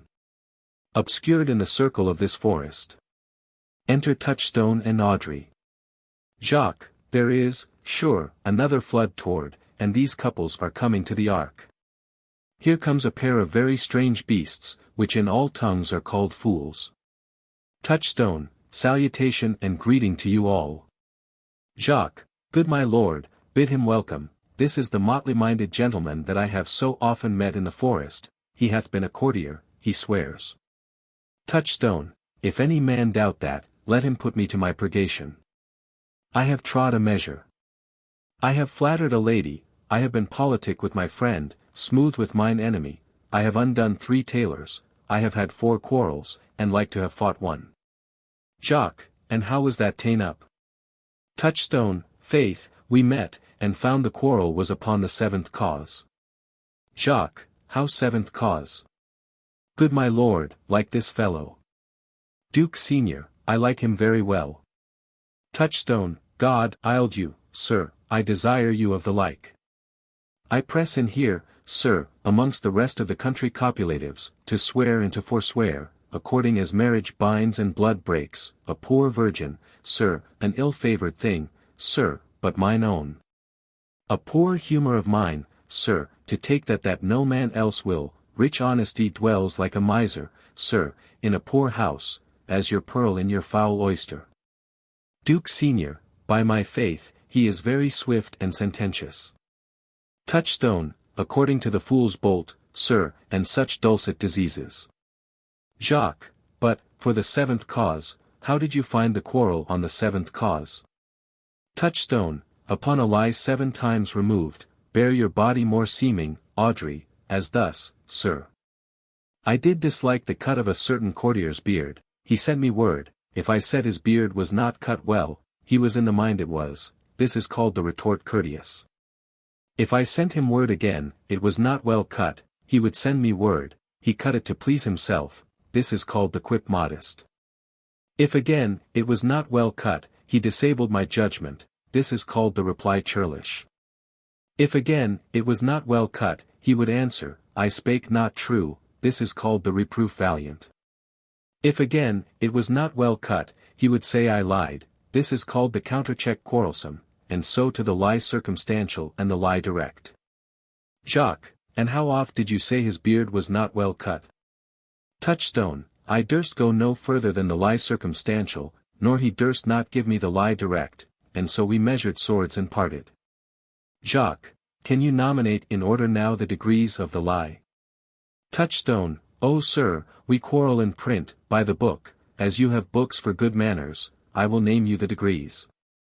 The first, the retort courteous, the second, the quip modest, the third, the reply churlish, the fourth, the reproof valiant. The fifth, the countercheck quarrelsome, the sixth, the lie with circumstance, the seventh, the lie direct.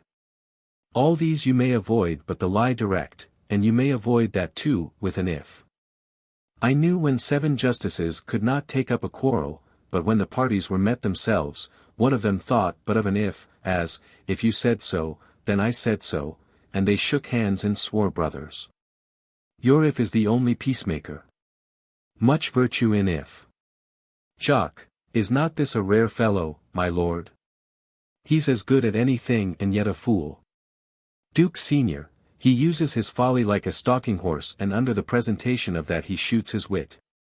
Enter Hymen, Rosalind, and Celia. Still music. Hymen, then is there mirth in heaven? When earthly things made even atone together. Good Duke, receive thy daughter. Hymen from heaven brought her. Yea, brought her hither. That thou mightst join her hand with his. Whose heart within his bosom is. Rosalind, to Duke Senior, to you I give myself, for I am yours.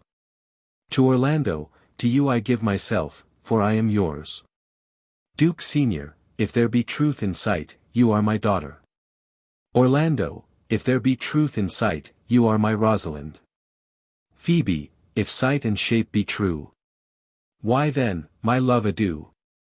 Rosalind, I'll have no father, if you be not he. I'll have no husband, if you be not he. Nor ne'er wed woman, if you be not she. Hymen, peace, ho! I bar confusion. 'Tis I must make conclusion of these most strange events. Here's 8 that must take hands to join in Hymen's bands. If truth holds true contents, you and you no cross shall part. You and you are heart in heart. You to his love must accord, or have a woman to your lord. You and you are sure together, as the winter to foul weather. Whiles a wedlock hymn we sing. Feed yourselves with questioning, that reason wonder may diminish. How thus we met, and these things finish. Song. Wedding is great Juno's crown. O blessed bond of board and bed! 'Tis Hymen peoples every town. High wedlock then be honored. Honor, high honor and renown, to Hymen, god of every town. Duke Senior, O my dear niece, welcome thou art to me. Even daughter, welcome, in no less degree. Phoebe, I will not eat my word, now thou art mine. Thy faith my fancy to thee doth combine. Enter Jacques de Boys. Jacques de Boys, let me have audience for a word or two. I am the second son of old Sir Rowland, that bring these tidings to this fair assembly. Duke Frederick, hearing how that every day men of great worth resorted to this forest, addressed a mighty power, which were on foot, in his own conduct, purposely to take his brother here and put him to the sword. And to the skirts of this wild wood he came, where meeting with an old religious man, after some question with him, was converted, both from his enterprise and from the world, his crown bequeathing to his banished brother, and all their lands restored to them again, that were with him exiled. This to be true, I do engage my life. Duke Senior, welcome, young man. Thou offerst fairly to thy brother's wedding, to one his lands withheld, and to the other a land itself at large, a potent dukedom. First, in this forest, let us do those ends that here were well begun and well begot. And after, every of this happy number, that have endured shrewd days and nights with us, shall share the good of our returned fortune, according to the measure of their states. Meantime, forget this new fallen dignity, and fall into our rustic revelry. Play, music. And you, brides and bridegrooms all, with measure heaped in joy, to the measures fall. Jacques, sir, by your patience, if I heard you rightly, the Duke hath put on a religious life, and thrown into neglect the pompous court. Jacques de Boys, he hath. Jacques, to him will I, out of these convertites. There is much matter to be heard and learned. To Duke Senior, you to your former honor I bequeath. Your patience and your virtue well deserves it. To Orlando, you to a love that your true faith doth merit. To Oliver, you to your land and love and great allies. To Silvius, you to a long and well-deserved bed. To Touchstone, and you to Wrangling, for thy loving voyage is but for 2 months victualled. So, to your pleasures, I am for other than for dancing measures. Duke Senior, stay, Jacques, stay. Jacques, to see no pastime I what you would have. I'll stay to know at your abandoned cave. Exit. Duke Senior, proceed, proceed, we will begin these rites. As we do trust they'll end, in true delights. A dance. Epilogue. Rosalind, it is not the fashion to see the lady the epilogue. But it is no more unhandsome than to see the lord the prologue. If it be true that good wine needs no bush, 'tis true that a good play needs no epilogue. Yet to good wine they do use good bushes, and good plays prove the better by the help of good epilogues. What a case am I in then, that am neither a good epilogue nor cannot insinuate with you in the behalf of a good play.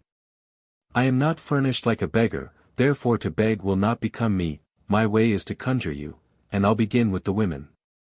I charge you, O women, for the love you bear to men, to like as much of this play as please you, and I charge you, O men, for the love you bear to women, as I perceive by your simpering.